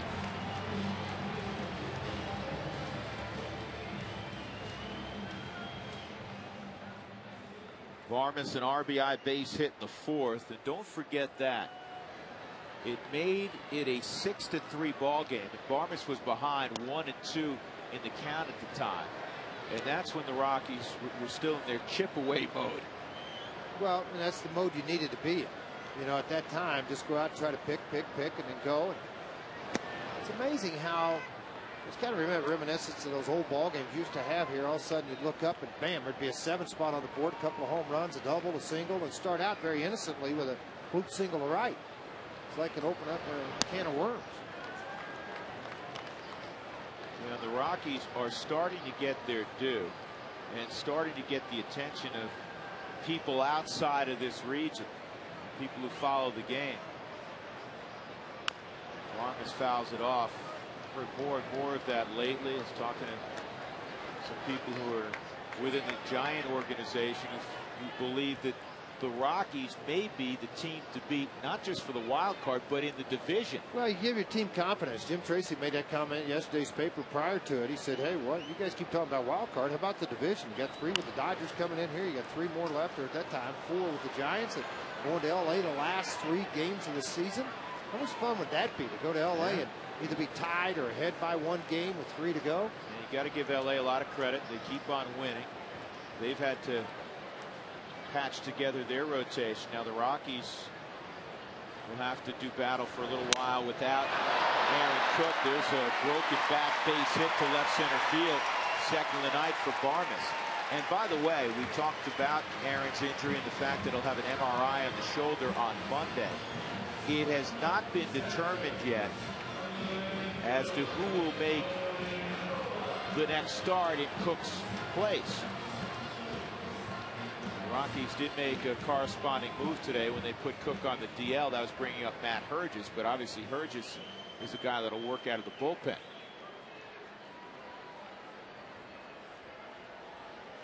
Yorvi Torrealba 1 for 3. And again, Aaron on the DL. MRI Monday. Matt Herges, who was pitching exceptionally well in Colorado Springs and was just magnificent in that 2007 season, particularly late into the postseason. Rafael Betancourt getting ready for the 8th inning.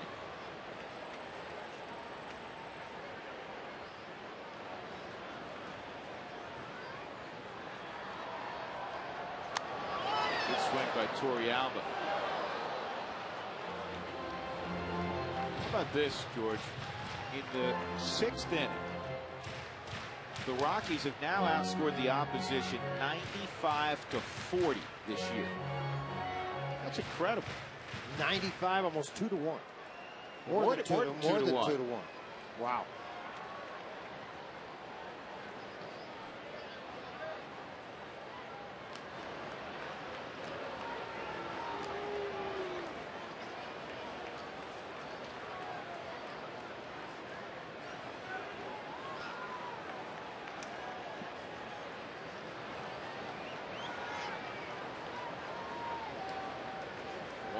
with Barmes at first.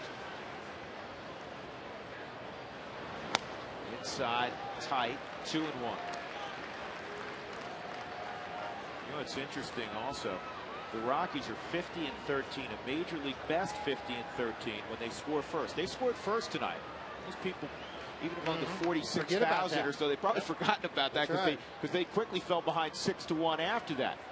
Well, now they lead 10-6, and hopefully that record will move to 51-13. There goes Barmes, and no throw, and that's Barmes's 11th stolen base, because he was credited with a stolen base earlier in the ball game, though.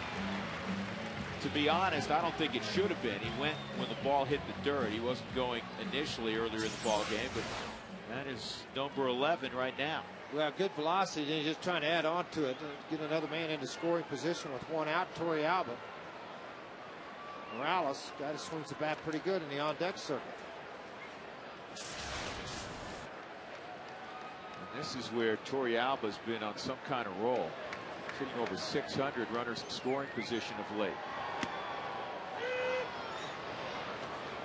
Frozen on the hook, it's 3-2. Torrealba 8 for his last 12 with ducks on the pond.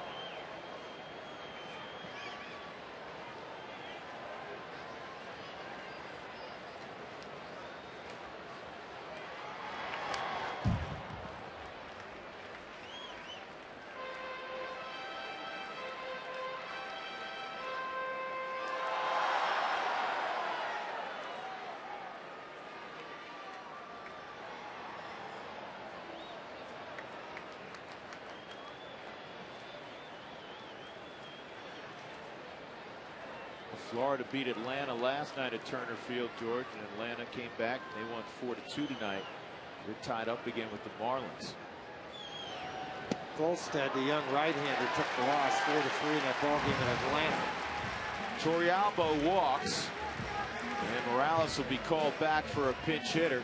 It'll be Ryan Spilborghs. Let's check in again with Alana with tonight's great Colorado payback sideline report. Alana. All right, Drew, what a long and fun trip it's been since the last time that we all spoke, but I wanted to talk a little bit more about Matt Hergis. I talked to him earlier today in the clubhouse about being recalled from AAA Colorado Springs, and he said, you know what, I'm just very humbled with the way that this team is playing right now, with the group of guys that we have and where they're at in this pennant race. He said, I am blown away. He said earlier, when I had opportunities to sign with many different teams, when I knew I could come here, it was absolutely a no-brainer. I said, what's it like being back in the clubhouse? He's like, it feels like I've never left, but it's still pretty surreal. Matt Hergis, one of the great guys in baseball. He's certainly happy to be back up with the big club, guys. All right, Alana, so 2 on, and Ryan Spilborghs at the plate. Valdez misses down low. You want to talk about good karma, Frazier. Josh Fogg and now Matt Hergis back in that bullpen. That's good karma. Well, you feel that way based on everything that happened in 07, and of course Hergis won 8 ball games. Fogg killed made a double-digit winner for you there, and was the big dragon slayer and got himself in a position. I mean, Matt Hergis, folks, you got to understand something. This guy's 39 years old. He's been around the game a long time. Former Giant. And able to get in. Well, he's been a former a lot, yeah. But he's just a guy that battled through the minor leagues for a number of years and then finally got opportunities. He's been everything from a starter to a closer. And Matt's still throwing the ball well, and I'll reiterate something I said earlier. He was released by Cleveland, and he was pitching effectively in Cleveland, but they decided to go with the youth movement out of the bullpen because they felt that they had kind of fallen out of things pretty early. And since then, they've gotten rid of Ryan Garco, they've gotten rid of Victor Martinez. Right, that's what benefited the Rockies, getting Betancourt over out of their bullpen and coming to the Rockies. Absolutely. And he's been joined down there by Matt Daly. You see Matt on the right. Betancourt has been sensational in a Rockies uniform. 1 out, 2 on, 1 and 2 on Ryan Spilborghs, trying to join the party. 14 hits tonight.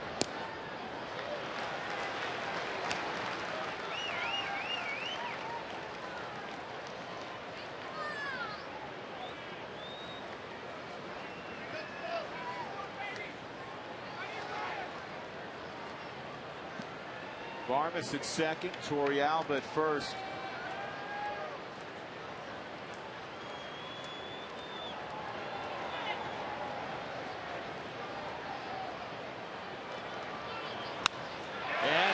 hit through the right side. Here comes Barnes around with the 11th run. And Spilborghs is in the book.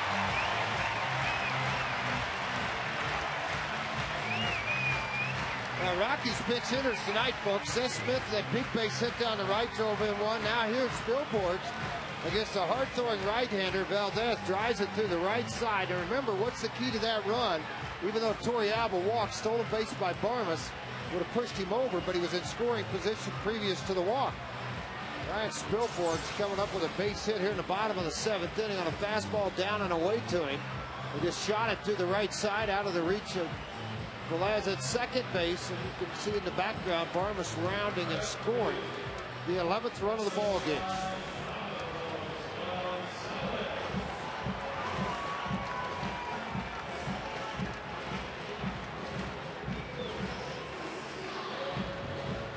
Carlos Gonzalez up for the 5th time, 1 for 3 and a walk. Scored a run last inning. The Rockies got 7. Who didn't score a run in that inning?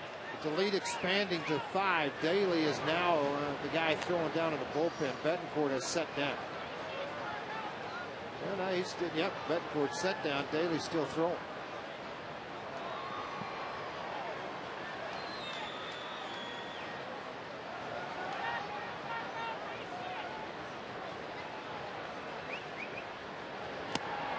Outside ball 1 on Gonzalez.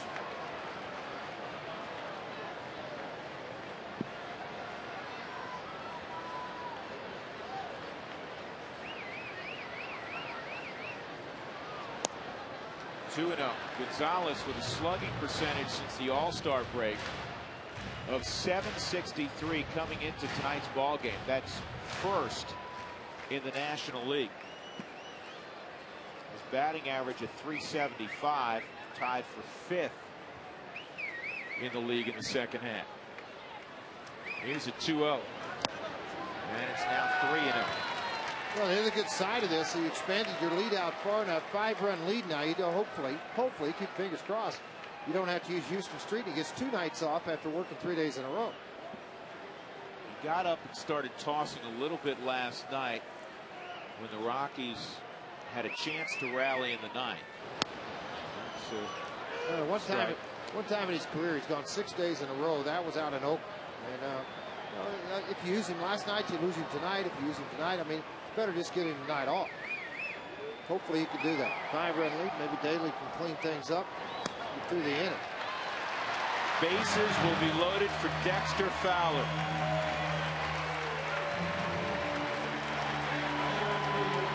Turned into a long night for the Giant pitching staff. Yeah, long night for Bruce Bochy. I know that you think about this in the 4th inning, you're sitting looking at a 6-3 lead, and then all of a sudden everything just blew up in your face completely.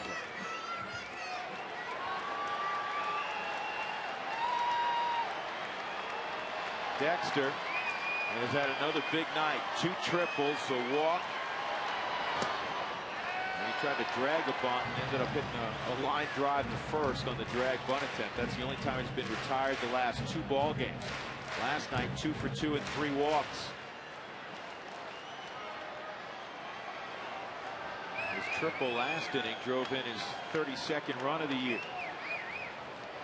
Here's the 1-0.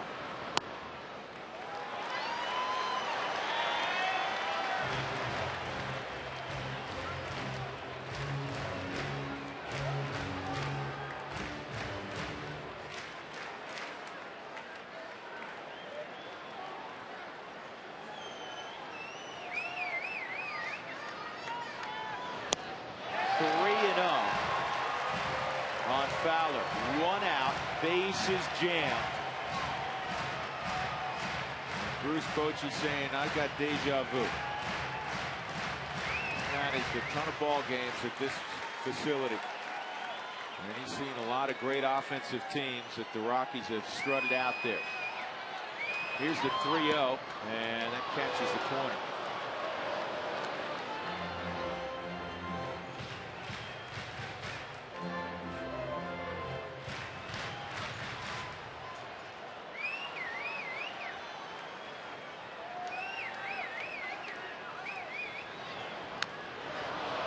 Drop foul.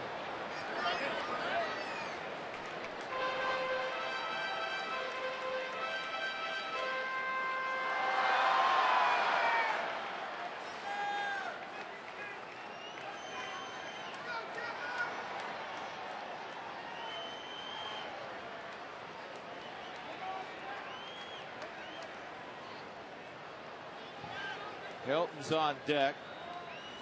Valdez looks like he'd like to be anywhere but 60 feet 6 inches from Dexter Fowler right now. Ball 4. That forces in the Rockies' 12th run. Second ribby tonight for Fowler. And Todd Helton is walking to the plate. And Bruce Bochy, I think, is about to walk to the mound. If he can get somebody ready down in the bullpen, he's waiting to hear from Rigetti of whether he is ready to go or not. Dave obviously trying to get this through. Bruce Bochy's going to do a double switch for the second time in the ball game. Howery, the right-hander, had been warming up. Fred Lewis looks like he's going to come in the ball game for Wynn in left field.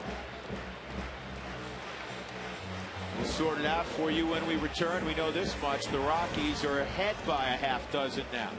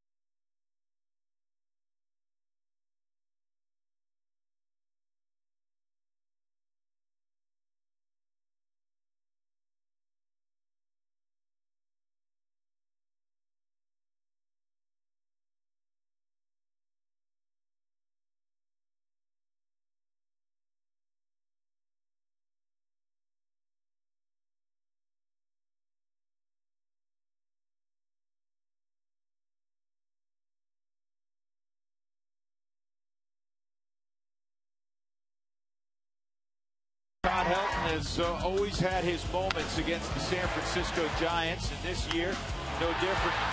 394 average, couple of home runs, 4 RBIs, including a home run earlier in the ball game. Going to get a chance against Bob Howery here in a moment with the bases loaded. Brought to you by Jack in the Box. Right now, try the mini Buffalo Ranch chicken sandwiches. 3 mini home-style chicken fillets on toasted mini buns. Anytime you walk 6 batters in a big league ball game, you can expect trouble. And that's what the Giants have done in this game. They've walked 6 and still had the bases loaded. Fred Lewis went into left field in a double switch. Bob Howery into the ball game.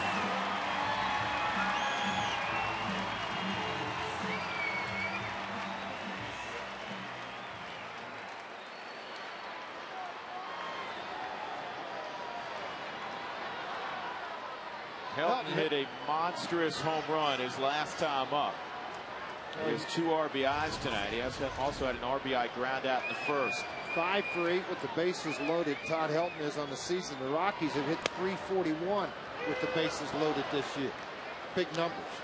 He was looking in a certain location, and that pitch wasn't in it. It's on the outside corner for a strike. 5 grand slams in his career, a 365 average for Todd Helton with the bases loaded. 36-year-old Bob Howery on the mound.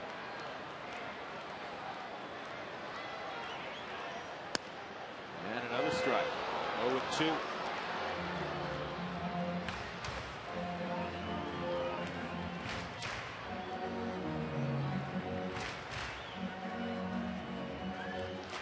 Spilborg's had an RBI single. He's at third. Gonzalez walked. He's at second. Fowler walked, forcing in a run. He's at first.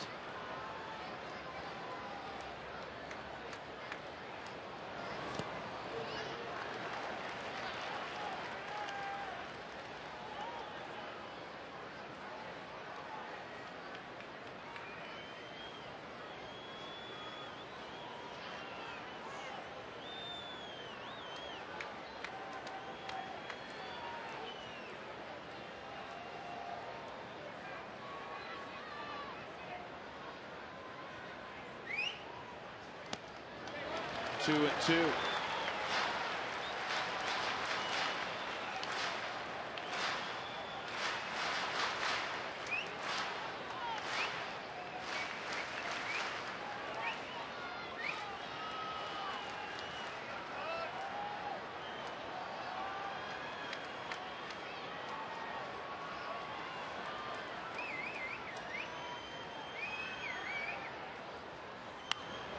Todd wastes one down the left field line, out of play. Well, they saw the home run earlier on a fastball middle half end. They're just trying to eliminate the power completely, keep the ball down and away from him. And what Todd has done is just take advantage of their mistakes. He did it last night 3 different times. Bruce Bochy, knowing what kind of hitter he is, has said numerous times, of everybody that's wore a Rocky uniform, this is the one guy still gains the most respect from him as a hitter.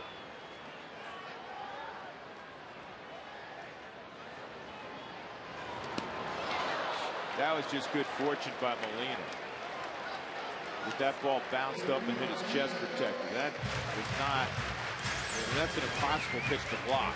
Well, it really is. Hard break the ball over through this thing, just snapped it right out in front. Kind of self-defense mode, caught on a hop. Normally those catchers will just try to absorb it off the chest and let it drop. 3-2 on Helton.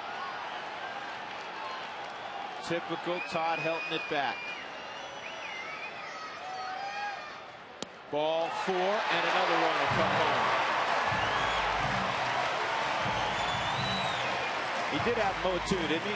Yes, he did. I guess maybe it's swinging a pitch out of his strike zone. That's going to be a run charge to Valdez. I mean, unfortunately, they just can't throw a strike in this inning and keep it around the plate long enough. The Rockies, 10 runs in the last inning and a third.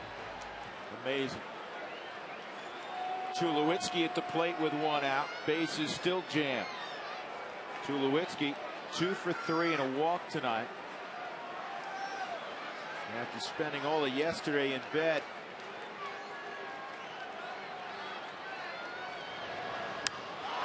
High in the air, deep right center field. Shearholtz on the edge of the track will make the catch. And here comes Gonzalez home with the Rockies' 14th run. Tulowitzki with his 67th RBI, and he came within about 10 feet of 4 ribbies.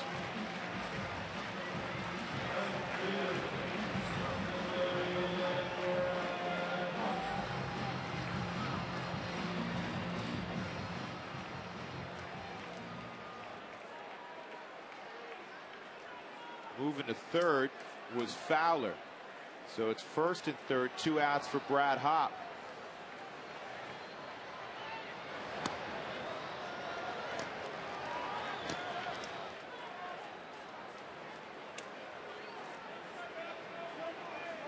Get close to having to break out the calculator. 14 runs, 15 hits.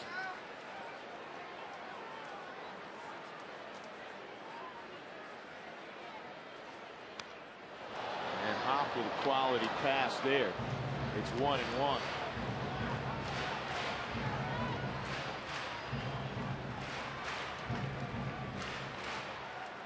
It's amazing. First 3 innings, the Rockies outscored 5-1.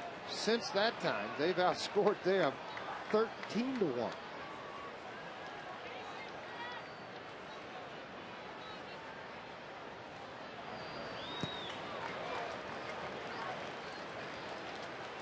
You know, Benji Molina has had to be like Patrick Waugh tonight. How many times he had to drop to his knees? More than he's wanted to.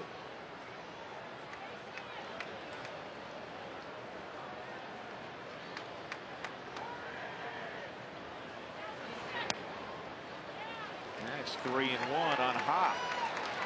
The Rockies hit around in the 6th. They've hit around again in the 7th.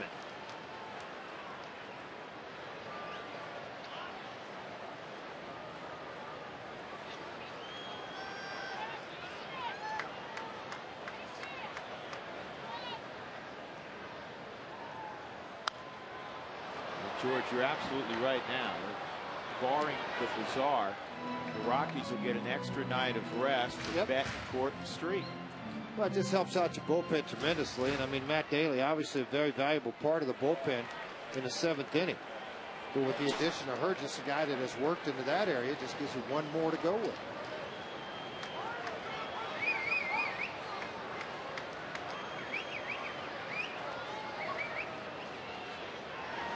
3-2, and it's pulled to first.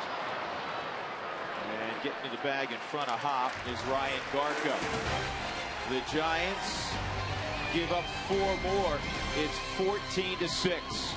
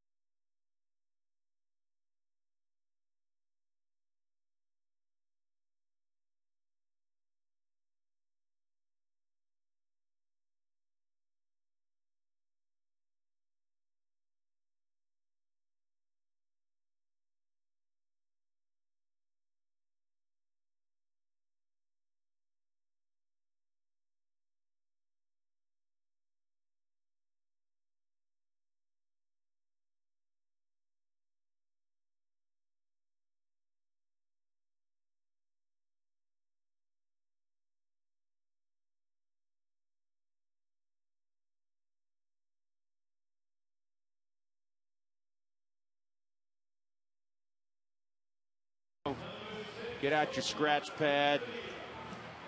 We got the red Sharpie out. Helton's out of the ball game. Tulowitzki's out of the game. Hop's out of the ball game. Quintanilla is in. You see it being written there by Tommy Runnels. Atkins is in at first. Spilborg stays in the ball game in right field. There's Omar at shortstop. Atkins at first. And Matt Daly is on the hill. This call to the bullpen is brought to you by Comcast Digital Home Phone Service. Warm up to unlimited local and long distance. Call 800 Comcast.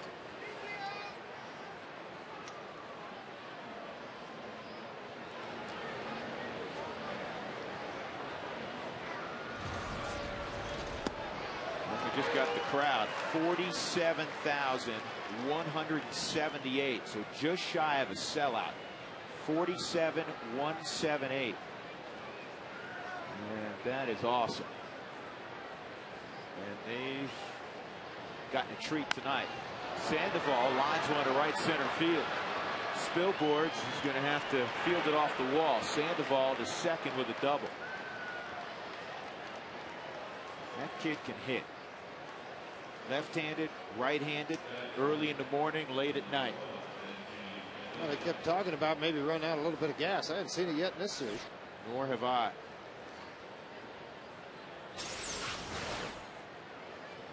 Now down and in sinker. That ball down off the top and almost slipped and fell coming out of the box. Takes that first stride right out on the whole plate area. Very, very good young hitter.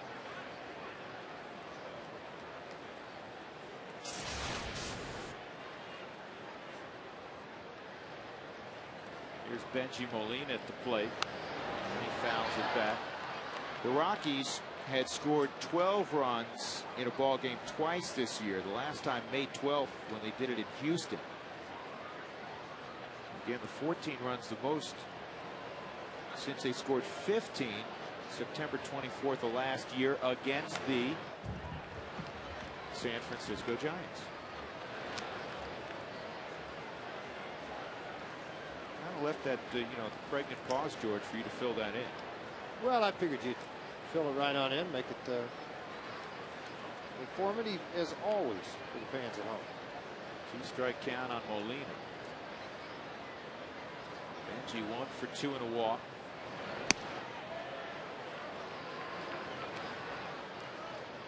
Follow the Rockies on your iPhone and iPod Touch with MLB.com at Bat 2009, featuring play-by-play, real-time box scores, video highlights. Visit ColoradoRockies.com on your iPhone or iPod Touch to purchase.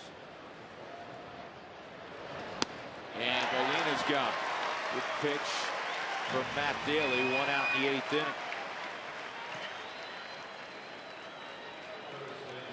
Well, you can get Molina and you can get him to chase if you work ahead in the count. Ball right squared down the middle, maybe thinking slider, and the ball got by him on the Hyundai cam. It's this low sinking fastball. He reached out to grab it.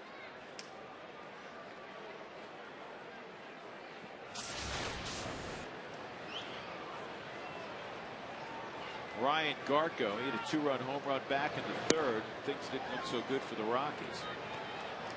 At the time, it made it 5-1. San Francisco. They would add a run at the top of the 4th on a Randy Wynn base hit to make it 6-1.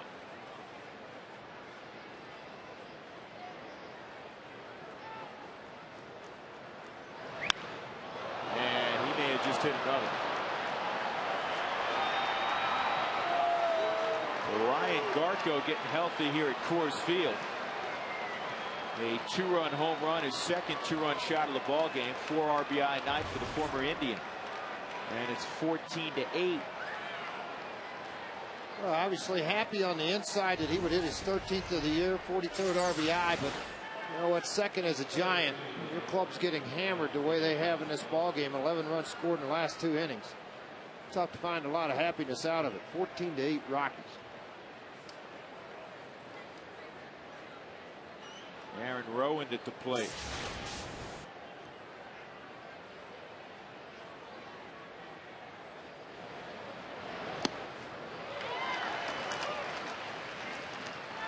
Daly, until giving up a couple of runs in Florida on Sunday, they'd gone 14 2/3 without giving up a run, which was the longest stretch by a Rockies reliever in 2009. Here's the 0-1, and then it's 0-2. Has it surprised you at all, George, that Daly's averaging right at a strikeout per inning pitched? No. He hides the ball really well. He twists the body around. He's got a nice tight slider that he can extend, tighten up, make bigger. And he throws strikes down in the strike zone. A deceptive motion on the mound. Guy's very, very resilient. That ball's hit pretty well, too, by Rowand. I'm sure that's going to be caught by anybody on the inside of the fence. Rowand with his 12th of the year, and now it's 14-9. Now, the last thing you want to have to do is revisit getting you back into your bullpen up. This has turned into a 1995 special at 20th and Blake. 14-9. A lot of scampering going on around down in the Rockies bullpen right now. Jimmy Wright trying to get people loose fast as he can. A Betancourt had already been throwing. So it should not take him long to get loose. Nate Shearholt's up with 1 out.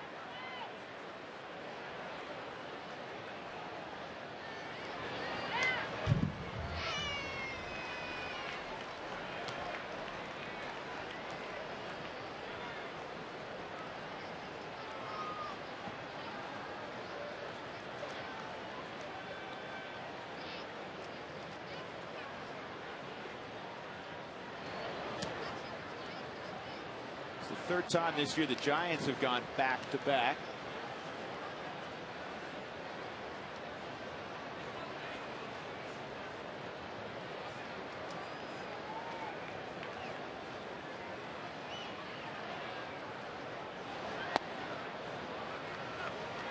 Two balls and a strike.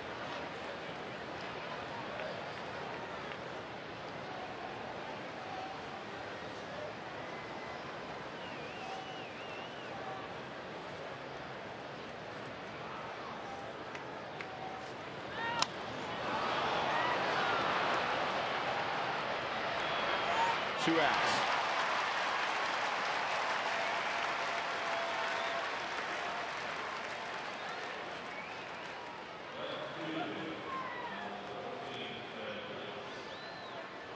If your windshield's damaged, please call Colorado's #1 team, Elite Safelite Auto Glass, 303-287-5000, online at safelight.com. 2 outs, and Fred Lewis will step up for the first time. Another guy who came in a double switch.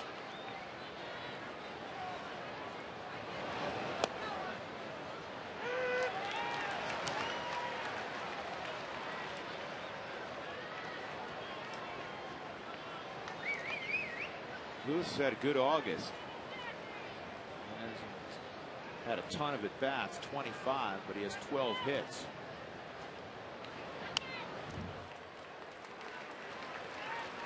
Earlier in the year, he was playing every day.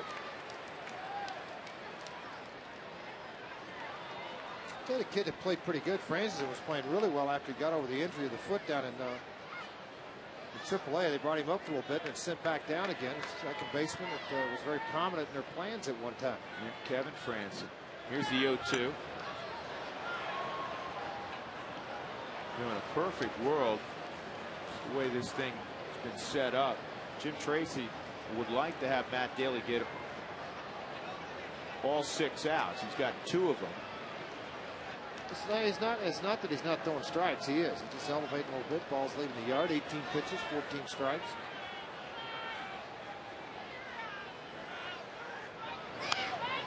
I think the one that'll really bother him, George, is the pitch to Rowan, because he was way ahead of Rowan. Yeah, absolutely. You got 4 pitches to waste. Get it out of the strike zone. Throw those hard sliders away from him. He crowds the plate. Sometimes you try to go inside. I just remember, you know, as a kid growing up in pro baseball, and you have that other area of time growing up and gaining the knowledge. Keith Fernando, he's always used to stand on the plate, and he said, when I see a guy standing, he said, when I crowded the plate, I wanted the ball in.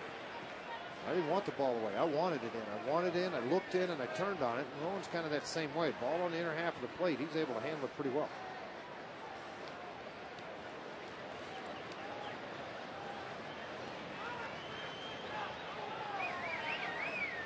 It remains a 2-strike count on Freddie Lewis.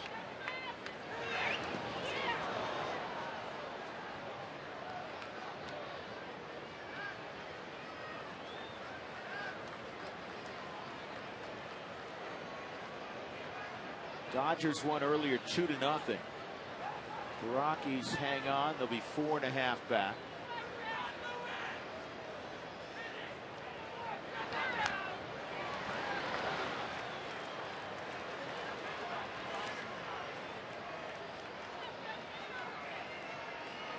And the Giants won behind Charlie Hager, a knuckleballer.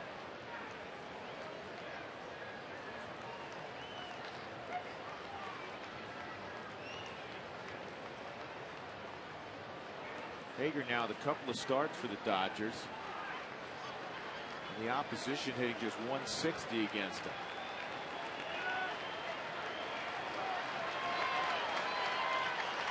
Knocked the fastball up. And Lewis didn't bite. Dodgers got 2 solo home runs in that game. Matt Kemp hit his 18th. Casey Blake is 15th. Speaking of former Indians.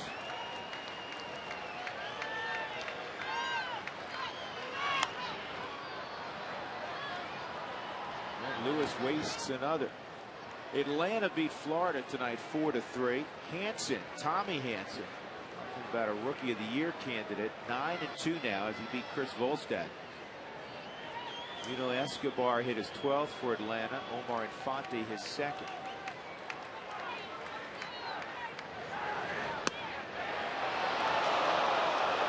This is quite an at-bat by Lewis.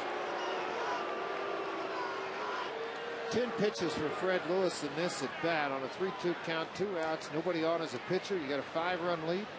Hit it at somebody or swing and miss. Do one or the other.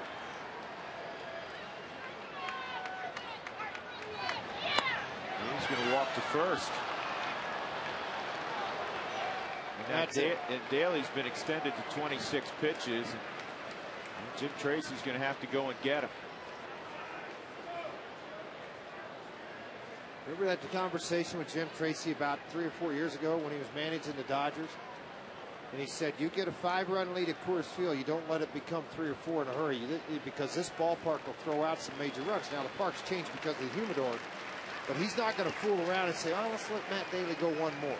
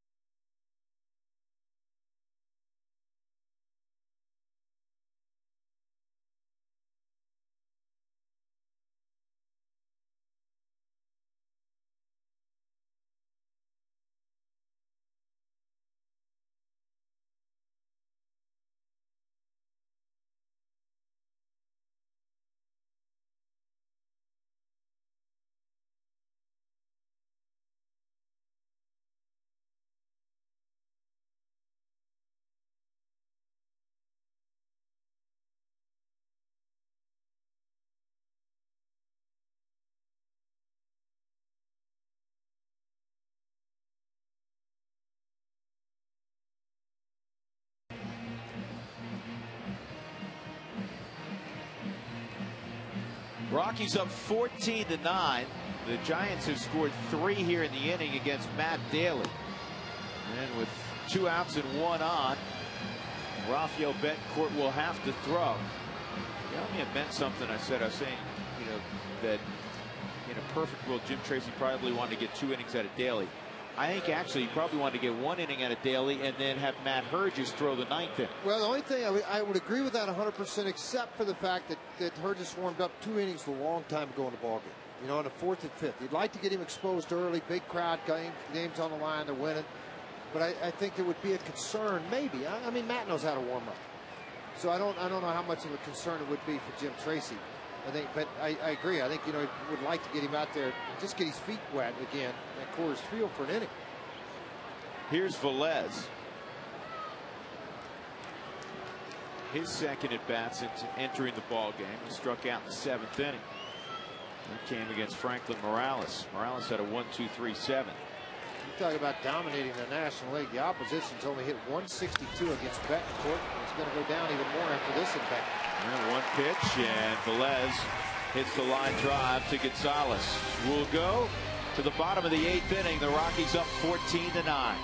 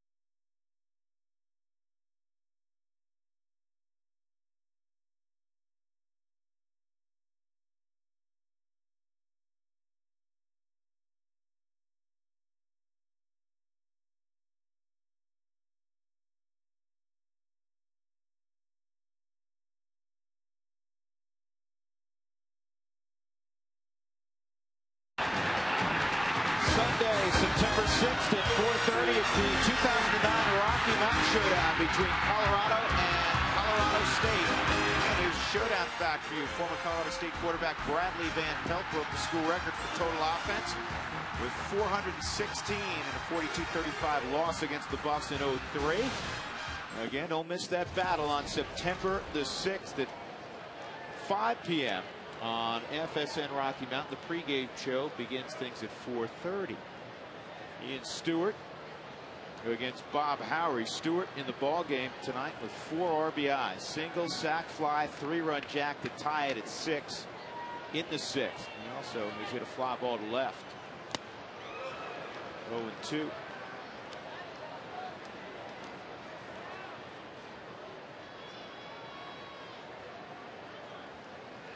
There's a talented kid, Bradley Van Pelt, who wanted to make it, and he was a tremendous college quarterback. He wanted to make it as an NFL quarterback, and he stuck for a little bit with the Broncos, their number 3 guy. Everybody tried to get him to think about playing safety. I just remember as an offensive guy, just loved to hit people. I mean, he was not scared of contact. No, and you know, ultimately, he may have been better off as a safety in the NFL.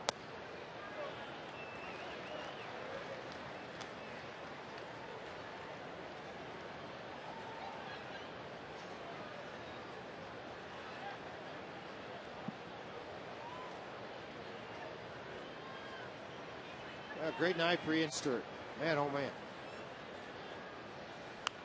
Looks like see it continue to carry over. Yeah, because, you know, they got to get him going. Chris Iannetta. Well, think of what they've done. Get the back third of that lineup rolling again. Think of what they've done without the back third of that line. Iannetta really worked hard today going opposite field. That's kind of seemed the key thing today for all the hitters. Work, take the ball up the middle, try to drive the ball to the opposite field. Paid off well. Hop another big base hit. Helton tonight had a great ball game.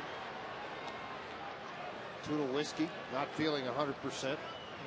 Came out and played well. It's a fun deal when you look up and you start to look at all the base hits, how they happen, how quick they happen. Came in bunches, 7 runs in the 6, 4 in the 7.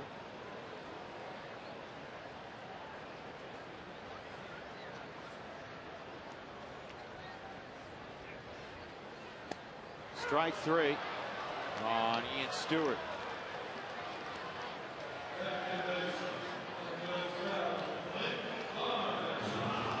Now to bring up Clint Barnes.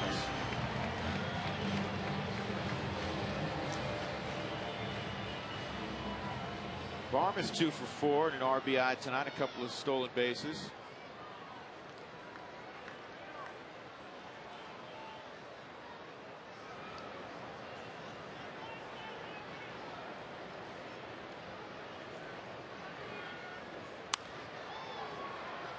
Foul out of play. Had to wait for a second. Let's not forget about the Frontier offer that's coming up. The first 10,000 fans to the gates on Wednesday, the 26th of August, receive a Frontier Airlines mystery promotional card. It has a value ranging from $5 all the way to $500. Purchase your tickets to the ball game versus the Diamondbacks on that day, August the 26th, at a Rockies ticket outlet close to you.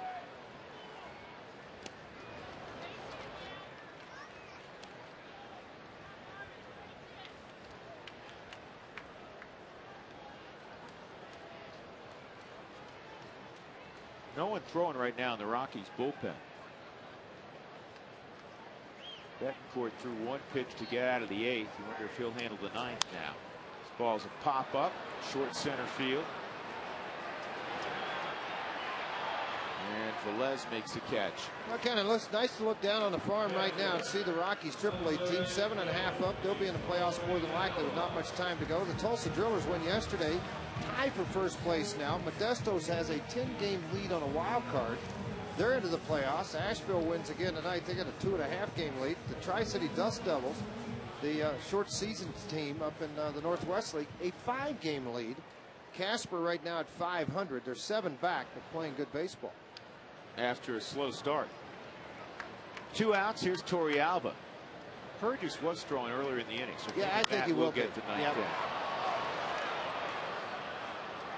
Aaron Rowan waiting, and we will go to the ninth inning. The Rockies +5 on the scoreboard, 14-9.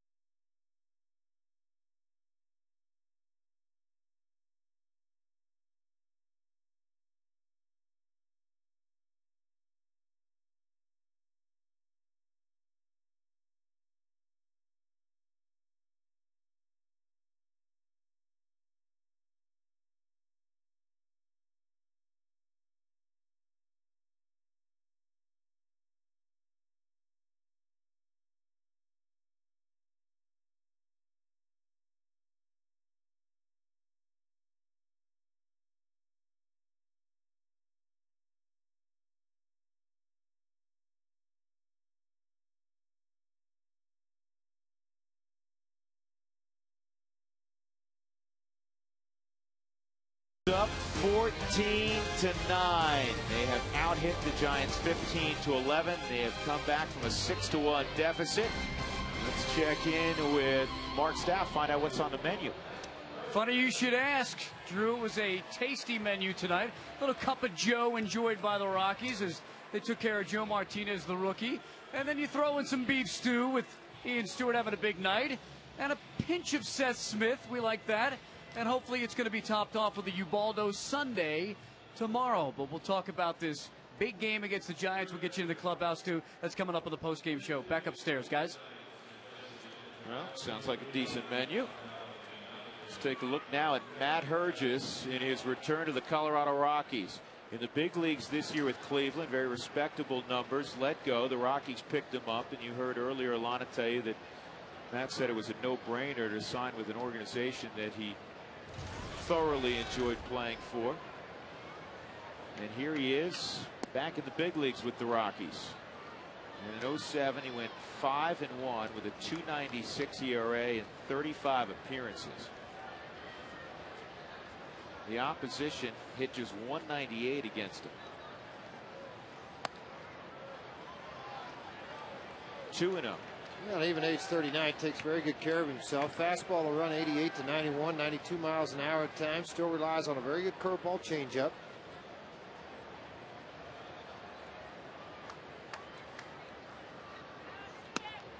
On the corner. And you know what should also be remembered, George, in the division series in 07 against the Phillies, he made one appearance, got 2 outs. In the league championship series, he pitched in 3 ball games, 3 innings, no runs, 1 hit. In the World Series, 3 appearances, 3 1/3 innings, no runs, 1 hit. He had a flawless postseason with the Rockies also. His only other appearance in the postseason came in 2003 with the Giants, in which he appeared in 3 games, 4 1/3 innings, allowed no runs on 1 hit. He has never given up a run in the postseason. Well, that's a lot to be said for bringing him back into this organization after being released. Ball hit hard. He's going to have to hurry. Nope, going to have to eat it. Yeah, that looked like a tough hop. Came up on Barmas. And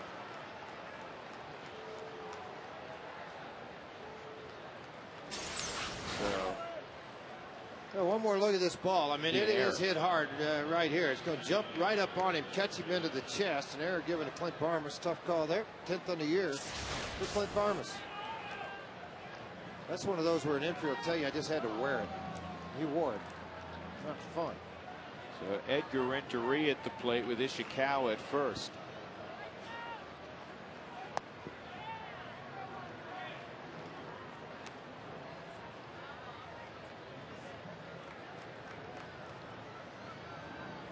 Houston Street is throwing pretty seriously in the bullpen. Just He's getting loose. He's not messing around with it.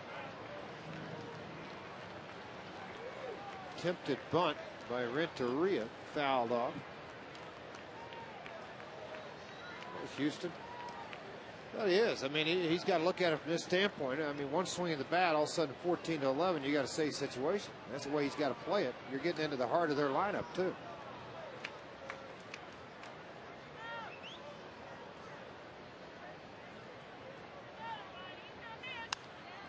This is playable, right side. Barmas going out. I'll tell you one thing that Hurgis does a great job of, folks, and it's all has to do with being a veteran guy. He stays out of the middle of the plate a lot. I mean, he'll throw a cutter, he'll throw a sinker, everything's coming to corner. It'll be up, it'll be down. And that's what makes him as good as it does, is his command of that fastball to go along with it. And that's why Jim Tracy, I think, needed a veteran guy to come in here and be able to handle this situation of the playoffs. And Drew just read all these wonderful numbers about Matt Hurgis in postseason. They've given up a run. Knocking on wood, don't want to jinx that. Hopefully the Rockies get there and have that opportunity to not give up some more runs. Pablo Sandoval, a couple of doubles in 4 trips tonight.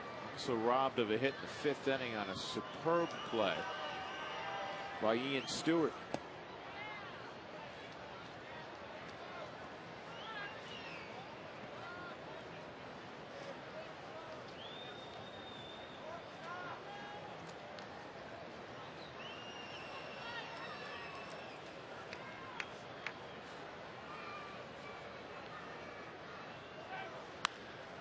And this ball is hit well, left center field really well. This thing's out of here.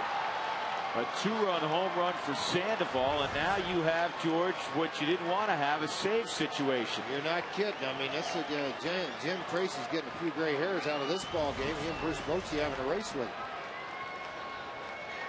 Next guy with the Giants who tells me he thinks Sandoval's getting tired late in the year, I'm going to say, get out of here. Call somebody else who wants to believe it. But Jim Tracy just signaled to Torey Alba to go out and talk to Matt Hurgis. Matt's 39. He's been out there a number of times. As Sandoval hit it out, he knows what this is about. They're going to have to bring in Houston Street.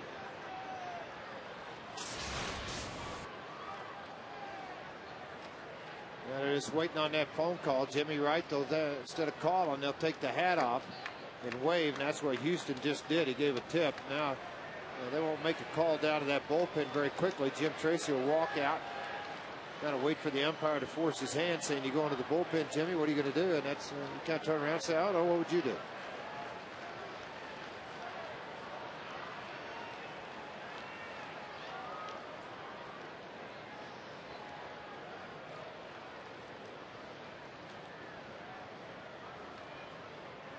You know, and in Matt's defense, he gave up the big fly, but a tough break in that the first ball of the inning, 98% of the time is going to be an out, ground ball to second. You get Renteria, and with 2 outs, maybe you don't have to bring in Houston Street. But with 1 out and the Rockies ahead 14-11, Street will come on in looking for the final couple of outs.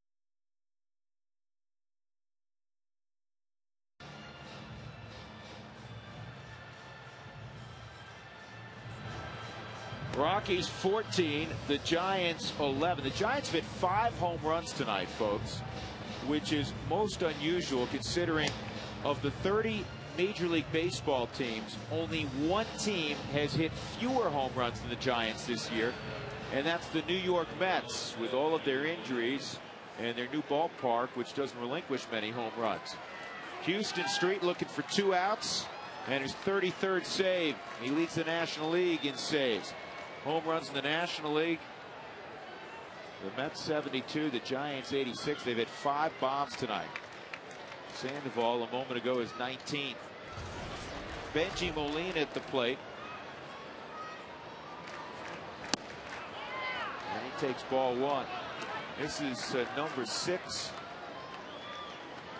for the Rockies tonight, as in pitchers utilized.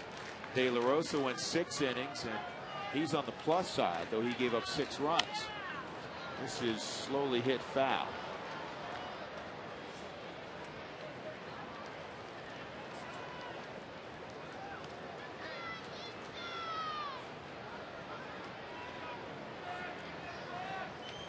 You don't see many games like this anymore at Coors Field. No, you really no. And I know nationally, George, you know, on all the highlight shows, people look in and go, oh, you know what, there they go again at Coors Field. But it doesn't happen that frequently. Well, and they'll make fun of the humidor. What they do, turn out the lights, and then do, you know, the whole thing. And I mean, they'll make fun of that part of it, which is, after a while, the people just don't. It seems to me the East Coast just doesn't pay attention. No, they don't.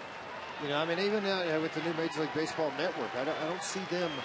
You know, a lot of times, a lot of highlights, what they're doing, appreciation of what's going on.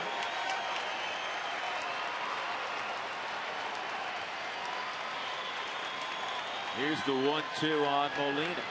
He's got it with a slider. 2 outs.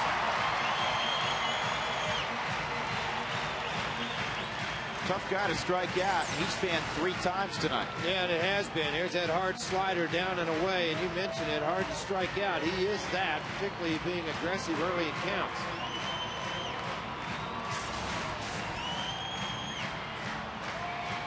Doug just handed me a note. Most home runs the Giants have hit since hitting 6 in a game back in 2006 when a guy named Bonds was still playing. He did that at Arizona. Garco's hit 2 tonight, and he takes strike 1. Second 2-home run game of the season for Garco. His other one came in a Cleveland Indians uniform. 47,178. And the folks still here, and there are many. They are all standing 1-1. Well, as they should be. Garco 0 for 3 in his career against Houston Street.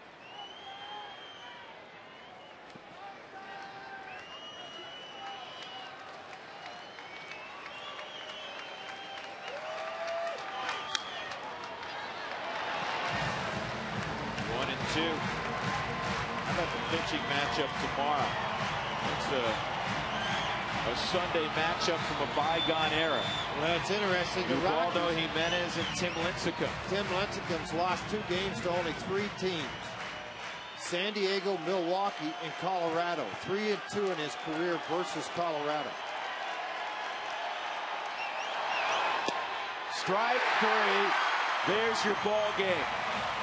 And on a night where both teams' ERAs took a bath, the Rockies come all the way back, down 6-1 early. They win 14-11. A huge win for the Rockies when it looked bleak early on. And the Rockies have their 2-game lead back in the wild card race over their closest pursuers, the San Francisco Giants. De La Rosa gets the win. Miller takes the loss. Street his 33rd save. Tonight's delivery of the game brought to you by Jimmy John's. Ian Stewart, an opposite field 3-run home run in the 6th to tie it. And then later on in the inning, Todd Helton went deep. The Rockies got 7 runs in the inning as they end up pulling away and winning 14-11 tonight. We'll come back. Plenty more to do on the Rockies post-game report. Rockies over the Giants tonight.